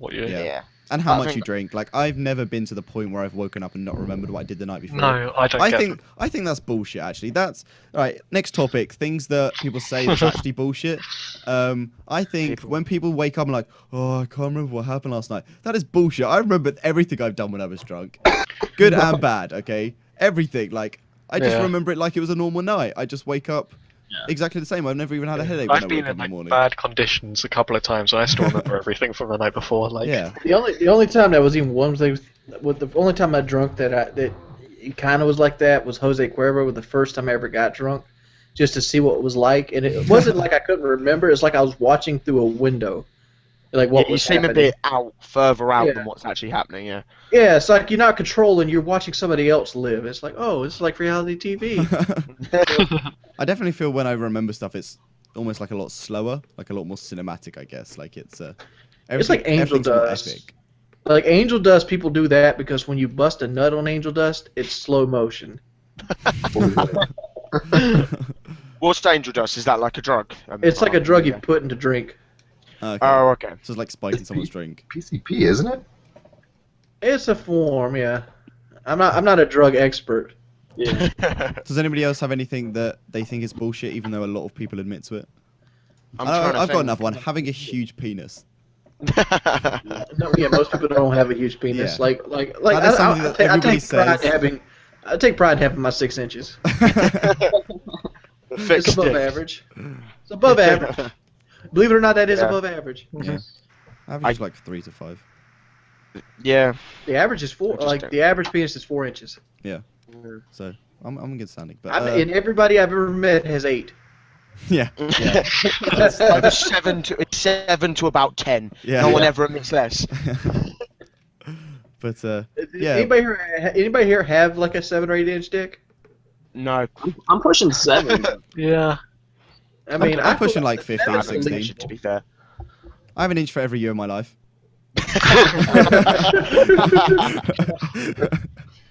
Got another inch every year, yeah. Yeah. Even then, inches doesn't tell the entire story. Like, I know my brother has a bigger dick than I do, but he has a really like thin one. It's like long and thin. He's got a See, I'd pipe rather cleaner. have a smaller, thick one than have like a kind of a long one, but it's kind of thin in the middle. I'd rather have a thicker one. Like the thickness is what the girls go after. We call that the traffic cone. Has anybody else got any things that you know are regularly said, but you think is completely bullshit? Well, that just means nothing. Well, it's that like right? everybody says it, but everybody knows that it's kind of not true. You know, the penis thing and the remembering stuff with alcohol, in my opinion, is two things that are definitely like that. I'm gonna go again with the fucking kids bullshit. Nobody gives a fuck about your kids. I see this and it bothers me so much, and it like it got me happy when I got Woody to admit that he cares about his kids, but he doesn't care about his neighbor's kids. No, that's an I'll pull them out the street if they're going to get run over, but I'm not going to go over there and fucking fix their bike tire for them. Yeah.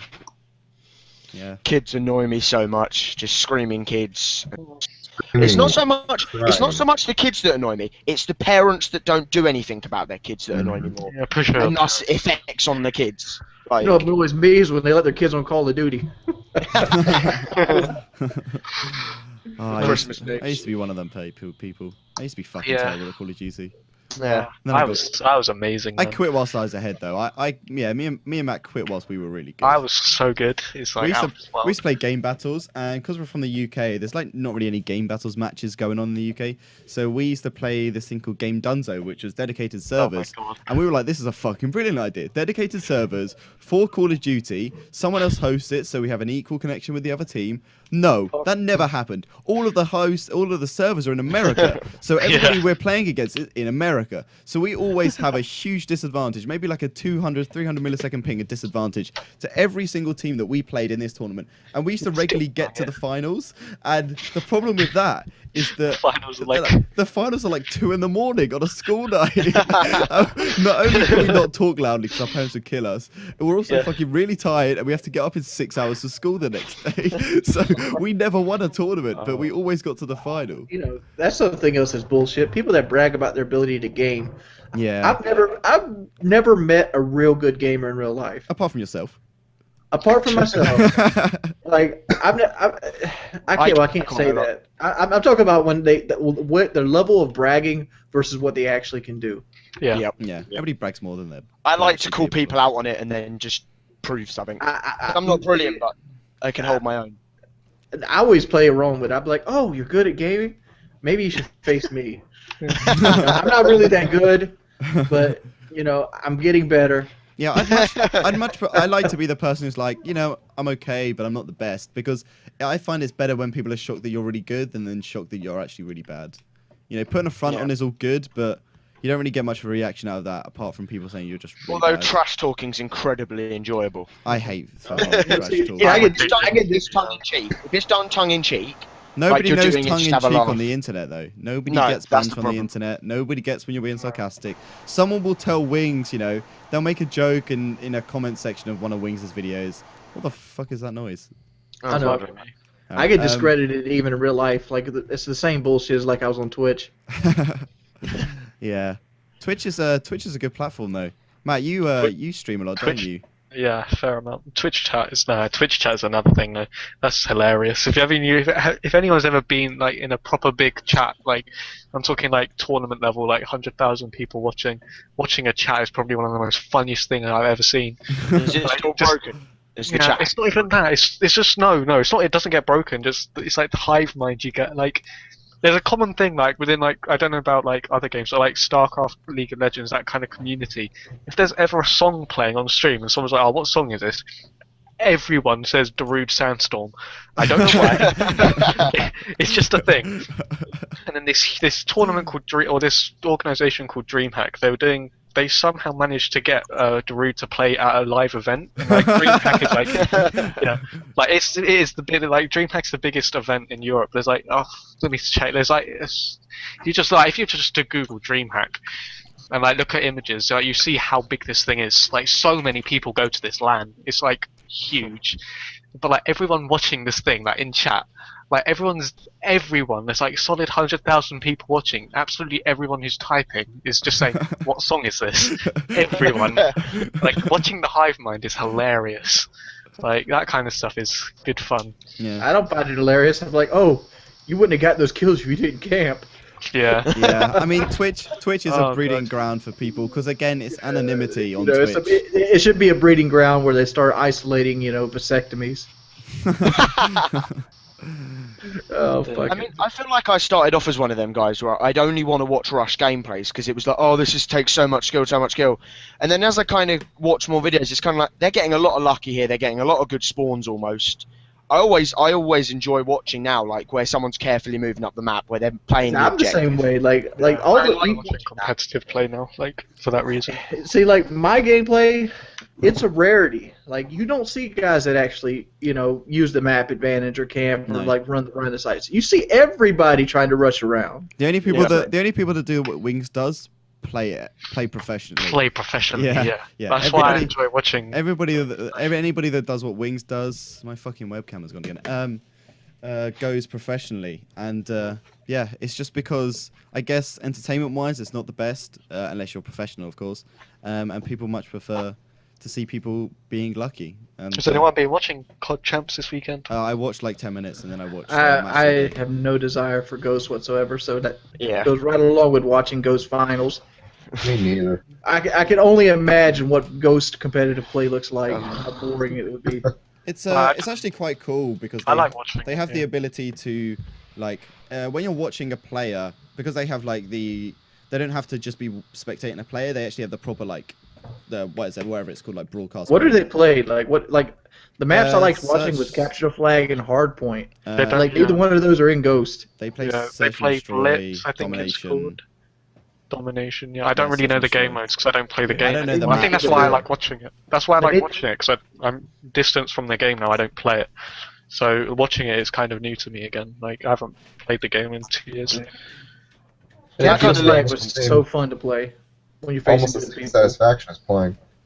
Yeah, Call of Duty is one of them games that it's really, really fucking fun to get really good at, and then once you get really good at it, kind of gets boring again. Yeah. That leads into a question I had. When did Call of Duty lose appeal for you? Black Ops. Because Modern Warfare 3. Mine was after Black Ops. Modern Warfare 2. Black Ops. Yeah. I like Black Ops. Yeah, Black Ops was the last one I played. I liked the first Black Ops, and then Modern Warfare 3 I brought was the last Call of Duty I brought, and I just didn't really get on with it. Yeah, Modern Warfare 3 is the one that broke my spirit, though. Yeah, Modern Warfare 3 was horrible. I did not like that. And the bad thing is, made me change games. The next game that comes out is going to be Sledgehammer again, which made Modern Warfare 3. I stopped playing at Black Ops. Basically, Black Ops was the game where me and Matt and a few of our friends did really well, and we were like, pretty goddamn good at the game.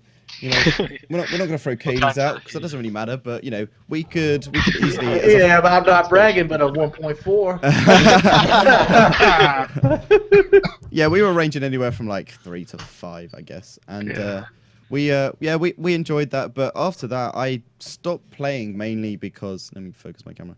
I stopped playing because it was just. Black Ops was so good, and then we had exams, so I kind of stopped playing. And then I saw all of the community like turn on Modern Warfare 3, and I was just like, yeah, fuck this. I'm not gonna buy this game. I remember people got mad at me when I was tired of playing Modern Warfare 3 before it came out. Like I got the game early, and like within 2 days, I was like, "This is the worst game I've ever played." Yeah, I hate it so much. Yeah, I remember when you bought the game. It was so different to what Black Ops. Like Black Ops was fun. Like I enjoyed Black Ops 1 is Black Ops still might be the best Call of Duty. Yeah, I think that's the best Call of Duty that's ever been made. I really enjoyed that game, and then going from that to Modern Warfare 3, it was just it was just horrible. I did not like it at all. It broke me so much. I stopped playing the game. I sold my Xbox, and I started playing StarCraft. Yeah, it broke him so much he then became a semi-professional StarCraft player. Yeah, that's what it did to me. I mean, if I was to jump into Call of Duty, whatever it's Ghosts today, I've played around a few mates, and the customization options and like the depth of kind of creator class is just too much now, in my opinion. Like, there's too many combinations. Like Modern Warfare 2, I can still remember the kind of setups you'd use, and there was only a limited amount. Noob Tubes, Danger Close. I was not that guy. And I just find it's too confusing. It's lost the kind. I liked the simplicity. I didn't mind Modern Warfare 2's like appointable kill streaks. I liked COD 4 and COD 5's just 357. No one's going to be running. I liked Black Ops because they took away stopping power, and everybody used stopping power anyway. There was no point for it to be a perk because it was everybody already used it. Like it was already there. Everybody, if they put stopping power in, that would always take up slot 2, and it would never ever, nobody else would really ever use anything else because you'd be at such a disadvantage. So once they added that to the guns, so there was no, that was already, every single gun already had stopping power attached to it. There was so much more variety, but not too much where you've now got the pick 10 system where there's, fucking 10 million combinations. It was too complicated. It was enough customization where you felt that you could control the outcome, you could control the engagement, as it were. They ran into the problem I said they would run into with stopping power. What? Once you took stopping power away, nothing stopped you from running the anti-UAV kill streak. Like in Call of Duty 4 and World at War, obviously UAV jammer and camouflage was the second best kill streak in that choice slot. Yeah, but yeah, you had the Blackbird though that counteracted that in Black Ops. I know that was a little bit of a higher kill streak, but you had to be counteracted. You had to be good. You didn't have to be amazing. No, you just had to play with wings, and everybody in the party the first person that got one gave everybody else a Blackbird. I remember that was the first time I guess I would say I met you online, virtually met you. You called out for people playing Black Ops, and I happened to be around at the time. Surprisingly enough, I was in the UK, so that's when I was added to your Skype list and stuff like that, and we first talked. And yeah, Black Ops, that was a good game. I remember coming top of the lobby in one of the gameplays on your channel. And even though I was in the UK and it was an American host and stuff like that, a little bit gloating went on there. But that was a good game. That was definitely the game I have the fondest memories I like the Treyarch games, like the two Treyarch. I'm not sure if they've made any since Black Ops because I've not followed it. But like COD 5, it was the one I got into first. That's the first one I enjoyed the most. I got COD 5 and then I got COD 4 afterwards. Yeah, I got COD 4 after Modern Warfare 2 came out. I think I was like, oh, I'll go and check it out, and I enjoyed that game as well. But like Treyarch, something about Treyarch's games I've just always enjoyed. And the COD 5 storyline as well was always really good. COD 5 was... I haven't played any of the storylines, I think, apart from COD 5. Yeah, like, not all the way through. I played most of them, like 90%, but never completed them because I'm too fucking lazy. But yeah, COD World at War had a good storyline. Yeah. Shame it's ruined. It also had the hardest gameplay. Yeah, it did. Yeah. And it also had something different because I guess at the time, everybody was banging on about the modern aspects of shooters, which is now I love the World War II aspect. Now every single shooter is modern. Like even the Medal of Honor stuff is now modern, and the Battlefield stuff is modern, where that all used to be, World War II. I think they should do another World War II one, because even though there is not as much exploration into fake guns that they can create and stuff like that, there's still a lot they can do with that, and it's cool to be able to, I guess, recreate things that have happened in real life. And why in COD 5? Why was COD 5 the only Call of Duty, to my knowledge, that like utilized kind of death animations properly? Like you could like properly blow people's legs off. Didn't they give a choice? It was like that or customization, and in Modern Warfare 2, people pick customization. I love that. I loved it when. But let's go to this point. The PlayStation 4 and the Xbox One. You can have both now. You can have your cake and eat it too, and like they're still not doing it. No, because Activision are like, fuck you. You know what you're already used to this. Why would we give you more? That's just gonna waste more of our money and more of our time. Activision about forcing games out. So like they did it with Blizzard as well. They said I think you have to force out 5 games in the next 3 years or something, which is why they've released Heart of the Swarm so quickly. They've released this new Diablo 3 expansion, the World of Warcraft Heroes of the Storm, and whatever the other card game is. Like they just force out so many games because that's all they care about. Hearthstone, that's what. They just force out games because that's where the money is. Like new games, people always buy them. Like Call of Duty, most people are just gonna keep buying a new one. Like, as much as it may be a bad game, people will still buy it. If stuff doesn't turn around, Ghost might be my last Call of Duty. Yeah. I mean, I've no desire to play the new ones. No, I mean, Jordy, we're phasing out Call of Duty on your channel anyway, so it's not. It might not be a big thing buying the next Call of Duty. You might end up just buying it just to try it out, or not even buy it at all, and just borrow your brother's copy, or whoever has a copy, just to see what it's like. I mean, It's I know what it's going to be like. You point, aim, shoot. And that is true. away. I mean, you probably don't even need to buy it. Not only is there YouTube videos and like thousands of people recording themselves playing it, but you know what the fuck it's going to be like. It's going to be exactly the same. It's going to have the 10-point system. It's going to have guns. It's going to have a story mode, and it's going to have, you know, shootable objects in form of PvP characters. I mean, it's There's only so much you can do with a game like Call of Duty. Yeah. That doesn't ruin it. Until you make it Titanfall. Like, you know, there's as much you can do until you add other aspects like mechs, tanks, vehicles, and then you're Titanfall or Battlefield at that point, so there's no point. Yeah. Well, Titanfall failed, did it not? Really?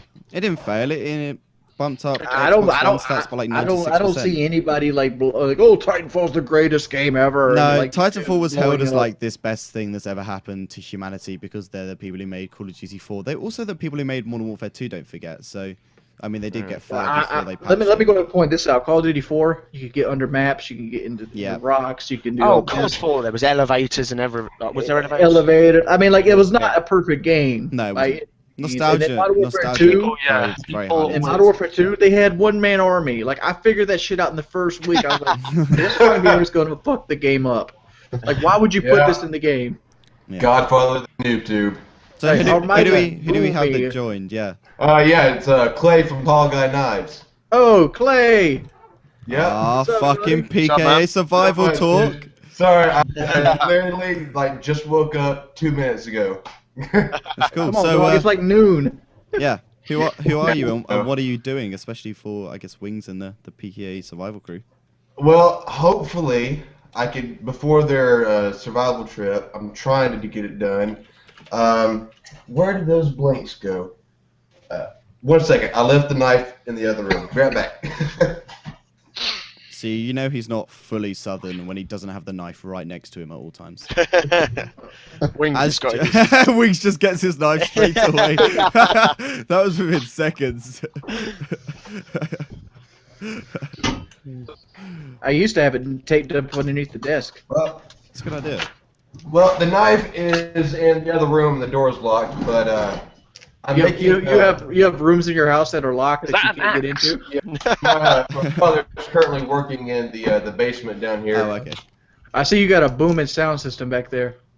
Yeah, we've had that for like 20-something years. How does that sound whilst it's really echoey in there as well? Does that like fuck up the sound, or does it make it sound better? It has to be. It has to be bad.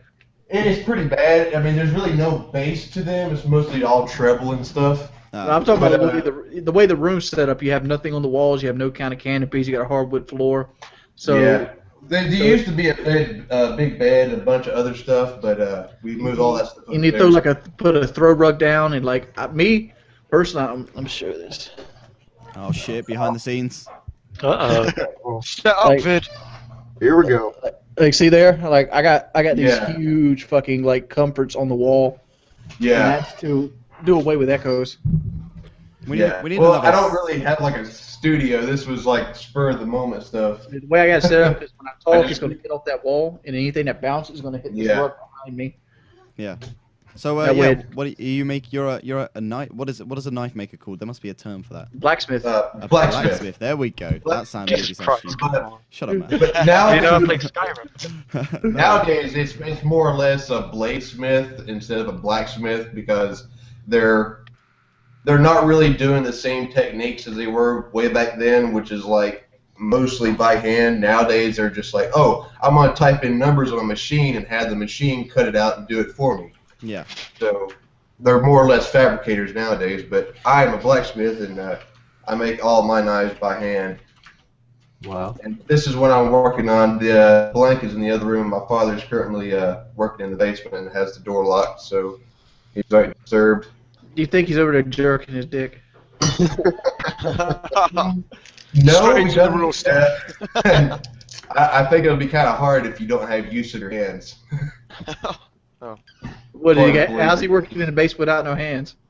Well, he's a quadriplegic, but he has very slightly use of his hands. If he pulls his wrist back, he can kind of make a little like small fist, but it's really hard. But he does do a lot of work. What does he work on? Does he work on the knives with you, or?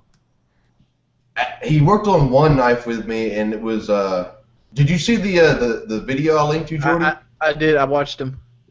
Okay. Well, there's another one. I'm trying to get the data back. It's kind of corrupted a little bit, but that first sword that I made, one with the wooden handle, he helped make the handle. That's awesome. He did the carving on it. Am I the only one who's not seeing? Well, it pops in and out his web camera. Oh, okay. Yeah. Yeah, it's a really crappy computer. That's cool. So yeah, I heard you just recently got a fiance. Oh, me? Yeah. Oh, yeah. I kind of got the whole package deal. I got the fiance and the kid and all in one bundle. I didn't even have to do anything. And the knives. I've had that bundle deal before. It didn't work out. Let's see. How long did you make it? 2 years. 2 years? I'm getting close. I'm making it on year 1. 2 years. I mean, it's not even the kid's not the bad part about it. The only thing that you're gonna run into with kids that are not your own is you don't really care about them like they're your own as much as you should. Yeah. And you see things like you see things as like obstacles more than like, oh, this is my kid, this is what needs to happen. You see it as an obstacle, like, oh, she has this kid, we can't go to the movies tonight without me paying $50 for a babysitter, or oh, the kid's sleeping, we can't go do what we want to do regardless. You know, that kind of deal. You gotta always kind of shackle down because of kids. I don't have that same mentality. I was ever since I was 16, I always wanted a child. I don't know why. You got a dick. I mean, it solves that problem. Yeah. Yeah. I mean, you know, since the day I met him, like he's been like right there by my side the whole time. Like I can't look at him without thinking he's my child. Just can't do it. So what kind of knives are you making for trying to make for the PK survival trip? What kind of things? Big, huge ass Bowie knives. Oh yeah. And if you can, okay, I figured out how to get into the basement. There's another door on the other side. That's not locked. He can't lock. If you give me 2 seconds, I'll be right back. Okay. So Wings, are you all getting one of these knives, or is it just you? You got your own From my understanding, he's making 5 of them because Heather has to have one too. Fair enough. Okay. Yeah. And he could probably only make 4, and like just leave Lefty out. I'm not trying to say like you should leave Lefty out, but I don't think Lefty really cares enough if he gets a knife. Because Lefty is scared to death of weapons. Where does he live? Thing, right? Lefty lives in Chicago, and like Chicago has all kinds of really. So why don't? Surely you'd want a weapon if you lived in Chicago. Well, you couldn't carry the knife he's going to make around with you anyway. No, you'd be fine. I'll carry one of them. Get a trench coat. Problem solved. Yeah. Yeah. Then you go to jail for concealed weapon carry. Yeah. You just wear on the outside of the trench coat. Even with a concealed weapons license, you can't carry a knife even like this big. You have to open carry this. Okay. You have to open carry it. Just so people are aware that it's on your person. Yeah, like you can't conceal a knife over 6 inches. What kind of knife is that designed to be? Like what? This is a Navy SEALs tactical survival knife. Is that what's it? A SOG? It's a SOG, yeah. It's a SOG, but it's designed. It even says on it, SEAL Team Elite. It's designed to be a wilderness survival knife. What is the different areas? I see this has got different things. Well, you got the back was more for like I don't even know what the back would be for. Like I'm the wrong person to ask about knives. Clay'd probably be better about what the knives and the serrating does for it. What about knives and serrations? Like we're looking at this knife. He asked me what the serrations do for. Like you see on the back, like what would that actually be for? Let's see. I can't see it. Can you see it better now? Let me actually look at it. Okay. Yeah. The serrations, if it's the small ones like I think they are, then they're just for like cutting fibrous material. Can you see this? Rope. Yeah, I can see that. Yeah. Mm-hmm. It's mostly for cutting like rope and making things called notches. which are like when you're building like a wooden shelter or something, it helps to fit like rope inside of a little notch to help secure branches together more securely. Okay. I think he's talking about these more so than the big back, like on the back of the blade. That is like a saw kind of thing on the back there. Yeah, it's almost like a saw, like you like want to trim through a branch. Yeah. Yeah. That's for heavy duty stuff. And are they sharpened on the top at all? Yes, they are. All right, that's also for a back cut. That's the SOG knife, right? Yeah, this is the SOG Steel Team Elite. That's for silent assassination, where they come up behind and they cut the cartilage of the neck. Well, this is a survival knife. I don't think it's for that. Oh, trust me. If you need to survive, you kill a few people to survive. I mean, I think both ends of the blades could really do that very silently. Not as big as that one. You could probably cut somebody's head off. You can see that, Will. Yeah. You can cut someone's head off with this. That's fucking massive. What is that? I'm scared. Let me ask you a question. You showed me this before. Is that entire thing going to be the blade or just the outline? Oh no, that entire thing. The entire thing is the blade. So what's the outline here for? The outline. It's to help me see where the grinds are going to be. The grinds start and end. Oh, so the entire thing is the buoy. That's the entire thing. Yes, it's 18 inches exactly with a 14-inch blade. Let me give you guys a little point of reference here.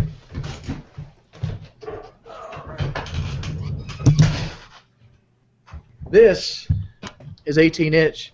This is 18 inches. This is the bayonet. You guys there? Yeah. Is that the one that took out your TV? This is the one that took out my TV. This is the SOG knife. Oh wow, that knife's gonna be fucking huge. Yeah, and also I forgot to What's some size to it like? The blade is 3 inches wide. Yeah. So. Yeah, that's a wide blade. So this is 18 inches versus a SOG survival knife. That's a big knife. Yeah. How long does it make just the one of them, the one you're making for wings? How long does that take? I'm going to be honest. The longest part is waiting for the material to get here. I placed the part of the order just a couple of days ago. They're not going to start sending it out until like the 1st or April 1st, April 3rd. But when it gets here, I can turn out one complete full knife in about 24 hours. Okay. That's pretty quick. Yeah. Oh, yeah. I'm really fast with my hands. Let me ask you. I got this question. This is for Ryan here. Ryan, you're the one who claimed that you wrapped. Yeah, I knew you were going to blow that back on me. Yep. Because I was waiting for the UK rapper. Had you in here. So, like, I kind of do rapping on the side slightly, and earlier I was writing some kind of thing for the show, a bit, like, during the beginning bit of the show. I don't know whether you just want me to just go for it, because I kind of got an intro which I've written a while back, which has been recorded before. So you only have, like, one intro? Like... No, I've got an intro, but I've got I think it's about 16 bars just written straight down that I can call straight. All right, we'll do it this way. Let's do it this way. Yeah. I want you to introduce it, why you wrote this, what made you come up with it, like give the background on it. Like when you write something, you always know what you're thinking about when you wrote it. So just give us some backstory about it, and then we'll go into it. Obviously, I don't know if you wrote it to a beat or you wrote it to a cappella. I wrote it to a beat, but I can do it a cappella. It's no big deal. It's kind of a simple beat it was written over. And it wasn't, I wouldn't say it was written for a major purpose. It was more just a kind of, I'd say in commas, a freestyle thing where I was just trying to put something out. There's no freestyles. They don't have to be off the top of the dome. They're just more, they don't follow a certain trend, don't follow a certain topic, if you know what I mean. Like, it's just... That's not freestyle. It's just... No, but, like, it's still, like, people will call it freestyles, even though it's not, like, technically freestyling. Poetry term, not the rap term. Yeah. So, yeah. Do I just jump straight in, or...? Yeah, go for it. Go for it. Well, my rap... let me just try and think. What's your rap name? Is it Terminator MC? My rap name... Terminator MC. Well, no, because my second name is Cooper. I've kind of adapted that with one letter, so now it's Cooper with P-A-R on the end. Cooper! There we Rapid go. extraordinaire. How tall are you? How tall are you? Just under about 6'4". Ah, so you can't be called Mini Cooper. Here it I'm not goes. Mini Cooper. No. I'm quite a See big Bobby dude. Hill spit flames tonight at the Garden. Yeah, just go when you're ready. Go when I'm ready. Okay. Yeah, I Awfully do. nervous for a rapper. I did. Yeah, no, I'm kind of not brilliant with talking, but fuck it, we'll do it. Yeah. Yeah, it's Cooper. I always take it one step too far. With the force of a nuclear bazooka, I shoot ya. I'm a demon with the pen. Keep a screaming till the end. I won't leave the shit again, achieving whilst I'm on the mend. Cause this is my life, my aura. I'll explore your bitch like Dora. I'ma cause blunt force trauma to your firstborn daughter. Elbows in the water. This is how I taunt ya. I'm the devil with the rhymes and flows of hell's finest. It's evident that I'm the fucking illest on this island. Rule with a trident and I rule like a tyrant and I'll poke you with my trident. I resort to violence and I force you into silence.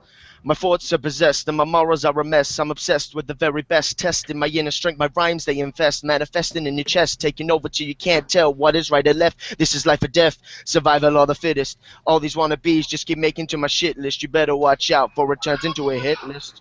That's pretty much that kind of thing. That was actually raw as shit. Yeah, that's good. That was good. That was good. You know, I was expecting some lame shit coming out, and I honestly. Oh no, I expected it to be like I got my 4K D and COD Ghost. You know, I'm playing the game, but I don't boast. You know, kind of. Yeah, the thing was, I've been into rapping for about 2 or 3 years, and I went for a stage of just not telling anyone what I was writing because I was looking at it going, this isn't any good. This is just one syllable, kind of just do it. There's no flow. There's no kind of metaphors. There's no schemes to it. Internal rhymes is what I find most important. Yeah, there's no kind of double syllable rhymes. Like there was a few in there, not my main, but like yeah. So I guess that's what I've got now. It's just I haven't had a. One thing I'm white. And two, I haven't had I haven't had a rough life to rap about. That's my problem. So I've had a pretty good middle class white. You can rap about. You mean you don't smoke blunts and fuck bitches? I don't fuck bitches and smoke blunts. I'm afraid no. You can talk about. What the hell's wrong with you, man? You About peas, cars, and yards. You gotta make a rap about peas, cars, and yards. Talk about the money that you have, how you spent it on buying a car and insurance. How I plan to invest it in bonds and savings. Like, what is that? What is that? What are you? What is a P? Like, money. P just means money. Money. Yeah, P is money. If you're like, I'm getting bare P, I am getting lots of money. Like, how does that come about? Like, how does that There's a lot of kind of that rappers. I think they like making up these slang words, and there's a lot of them. There's P, like I'll shank you. What else have you got? I can't think of any off the top, but they're just silly little kind of things, and they mean they're very like. So it just makes you. Like they just like, oh, I'm gonna call this money P. They've just called it P. Like that's what they go. Oh, maybe I've never heard that before. Like, you've never heard that, no? No. What part of it? Are you English? I am. I'm from. You're English. Well, what part of England? I'm living in Newcastle at the moment. Okay, I'm from Manchester area. So I guess the reason it is used for money is because P is obviously the common slang. Most people get this from the UK, but it's common slang for the word pence, which is 100 pence is a pound. Yeah. So I guess people saying P is just a denomination of money, and I guess it references to having money. But yeah, there's so much slang like that. Like, if you were just to listen to like a normal, or not even normal, like just a conversation. You listen to someone that me and Matt knows. Oh my god, it'd be hilarious. Like, it's not even English. You actually have to. It's not even English anymore. He calls people a bin. He calls them a bin. Yeah, I don't even know what that means. Yeah, like I've called people bins too. Called them trash bins because they're garbage. I'm not even sure if it means that. I'm not sure. Yeah, there's like, some people. I can't. Like you have to like. It's like you're translating from another language back into English. Like people in the UK now. I don't know about this in America, but people use the word calm as like a word to be like. So if they're like, oh, I bought you this, and I'm like, oh, calm. So what? I've never heard that one. I don't That's understand. not up north either. That's not up north either. That is. Yeah. I've heard some of the people I know say that. I use the word safe quite a lot when someone will just say something. And it's just like, yeah, no, that's safe, man. That's safe. Safe one. That's as gangster as I get. Or maybe I'll call something whack every so often. That's about it. Isn't there also a slang term for calling someone from Liverpool something like a scouse or something? Yeah, Scouser. Yeah. Yeah, that's someone from Liverpool. And now, then like. you got them Geordies. You got them Geordies from Newcastle. We got a Newcastle. Yep. Yeah, we got a Geordie right here and here. We got two Geordies. Yeah. Oh dear. Yeah. I see a baby crib back there with the other Geordie. What is that about? Zach? Love it. Oh, for me? Yeah. It's kind of like, yeah, I've got a daughter. She was 1 yesterday. Oh, congratulations. That's why I've only just. Damn, you look like you're about 12. I'm 20, but I'm still quite young. Fair enough. That's fun. Yeah.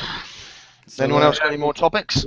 Birthday yesterday. That's why I only just got in. I was asleep all day today. I got one topic. Let's do one more topic. We're an hour and 54 and 25 seconds. So Clay, what inspired you to actually want to make knives for the Painkiller Ready crew? I've been trying to plan this out for like a couple of months now, and the PK before when you announced that the first knife sponsor. And it was like at the same time that you announced that is when I found out I was actually getting enough money to get the materials. So I was like, man, I gotta hurry up and do this before this other guy comes along and probably ruins my chances. So I've pretty much been waiting for the materials and everything. Let me ask you this question on those mammoth bowies. Like, what is the application for something that big? Like, is it balanced? Like, is it 100% balanced? Like, have you thought about that and stuff like that? It will be. I done the math on it, and this is not PKA stats. This is real stats. This blade is it's super thin, but the 1/4 inch material that I ordered is going to balance out with the handle material. It should be balanced about 1 inch from the tip of the handle, which is almost considered a perfect balance. Let me ask you this: you said the blade's going to be really thin. That means it's going to be more susceptible to getting bends in the blade and stuff like that. Oh no! Just the template, just this thing that keeps and holds the design for me, so I can have it, is just thin. The actual blade itself is going to be a 1/4 inch thick. So yeah. So how much is it going to weigh in total? In total, it's not going to be that heavy. It might be close to maybe a 1/4 pound or a little less than that, but the way that the weight is distributed when you hold it, it's going to be very light towards the back of the handle and not blade heavy, so it's going to be very fast in the hand, and it'll make it, it's going to be like a jack of all trades and a master of none type of knife. It'll be very good for chopping down trees, batoning, which is where you take, when you don't have a hatchet, you take the top of the blade, stick it over it, take another stick, and you whack the tip of it through a piece of wood. And it'll be good for fighting too. Self-defense. Everybody wants to carry an 18-inch knife to fight around with. Yeah. Hey, I carry an 18-inch knife with me everywhere I go. Everywhere I go, every day. Plants yet. Hey, Except for the lady at the Waffle House who wouldn't serve me.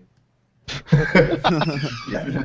But she would serve you because she had a knife? Yeah, it would be an all-around general purpose knife.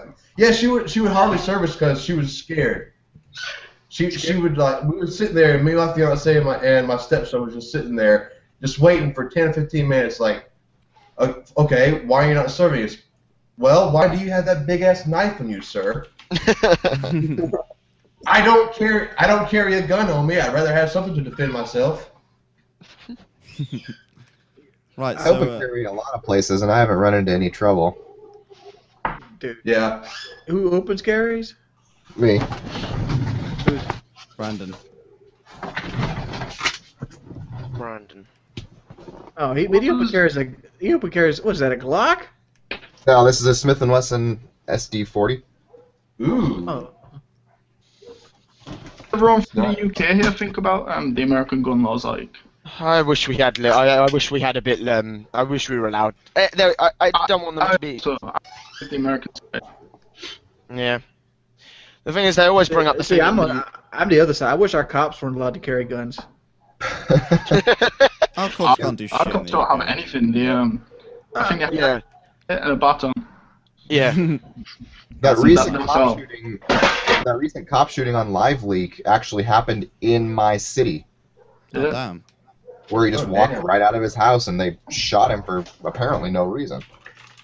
Was that the one that they said he had a gun and he shot him? Was it one of those times like, oh, it's time to fill the monthly quota, so bang, bang? I guess, yeah. Basically what they asked him to come out of the house and he just walked right out the front of the house and they just opened fire and just cut him down, basically. He was going towards them, though.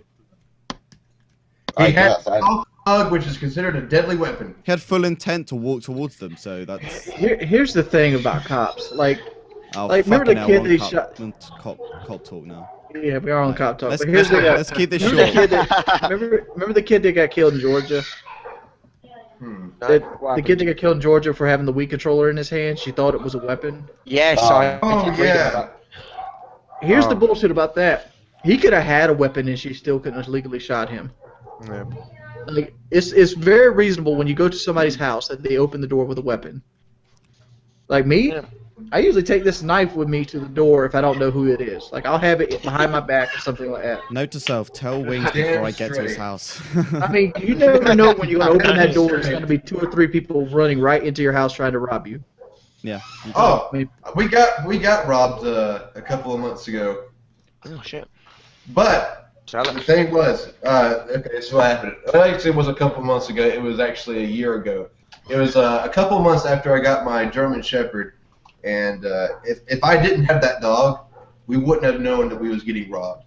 So I was sitting in my room. He was sleeping on the bed with me, and he just starts going berserk. Just barking. I'm like, oh shit, something's wrong. So I go and grab a shot, any normal Southern person would do, and go to the front door, and and there you go. Right there in front of me is this Native American hopped up on crack cocaine, sitting there twitching out in the front porch, just like reaching in my car and shit. And I'm sitting there in the doorway, holding my shotgun, looking at him. And then I'm just sitting there telling him, like, get on the ground, get on the ground, get on the ground. My mom comes up behind me because she's waking up scared shitless. I'm like, Mom, I'm going to shoot him. I'm going to shoot him. And she's like, there, no, don't shoot him. Just let him go. We'll call the cops. I'm like, fuck. Why you? See, I'm not even like that. If I see somebody trying to break into my truck, I'd be like, hey, dude, leave. Well, here's the best part. The next day when we was talking to the cops, we found out that he was in the Dollar General. He broke into there, went into the bathroom, stayed in the bathroom for 8 hours after the Dollar General closed, and started stealing shit, clothes, and food from Dollar General, then hopped over the property line and came up to our house. Damn. He had to get that fixed, son. He had to get that crack fixed. I know, man. I fucking hate living on a reservation. Are we gonna see some Crystal on King of Cocks? That's what I want to know. Yeah. I don't know. The thing with Crystal is like she recently started doing heroin in Grandma's bathroom, and she went about that. And like she flushed needles down the toilet, and I don't know if you guys know, but they have a thing called a P trap in a toilet. So you like if you drop a ring down the toilet or something, it keeps water from basically coming back up and things. But it clogged that P. She flushed so many needles that it clogged the P trap, so we had to change the pipes out of it. So she got it kind of kicked out. Ah, well, you know, still good King of Cocks shit coming up. Can't say blame you, to be honest. Yeah. Wait, she's really fucked up. Like and like she. Wednesdays, King of Cocks. Well, it'd be cool if it was like at a certain time because then, well, it is kind of at a certain time. It's like it's Wednesday afternoon. Yeah, Wednesday afternoons, King of Cocks. Go watch it, Geordie's channel. You're already on Geordie's channel, so you should have any excuse. This is we're gonna go ahead and wrap Sub Sunday up this week. If you want to be a part of Sub Sunday, send me a message on Facebook, or you can send a message to Patrick. What is that email, Patrick? It's fanmail@geordiejordan.com. Right there. Be part of Sub Sunday. It's a very fun time. Yep. And as always, if you guys want to say goodbye. Yep. See you later. Thanks for having me, man. Check out my Everybody's channels or whatever they want to be linked to will be in the description. So if you enjoyed anybody apart from me and Geordie, of course you can go check them out in the description below. And we'll see you guys next week. Peace. Peace. Yeah.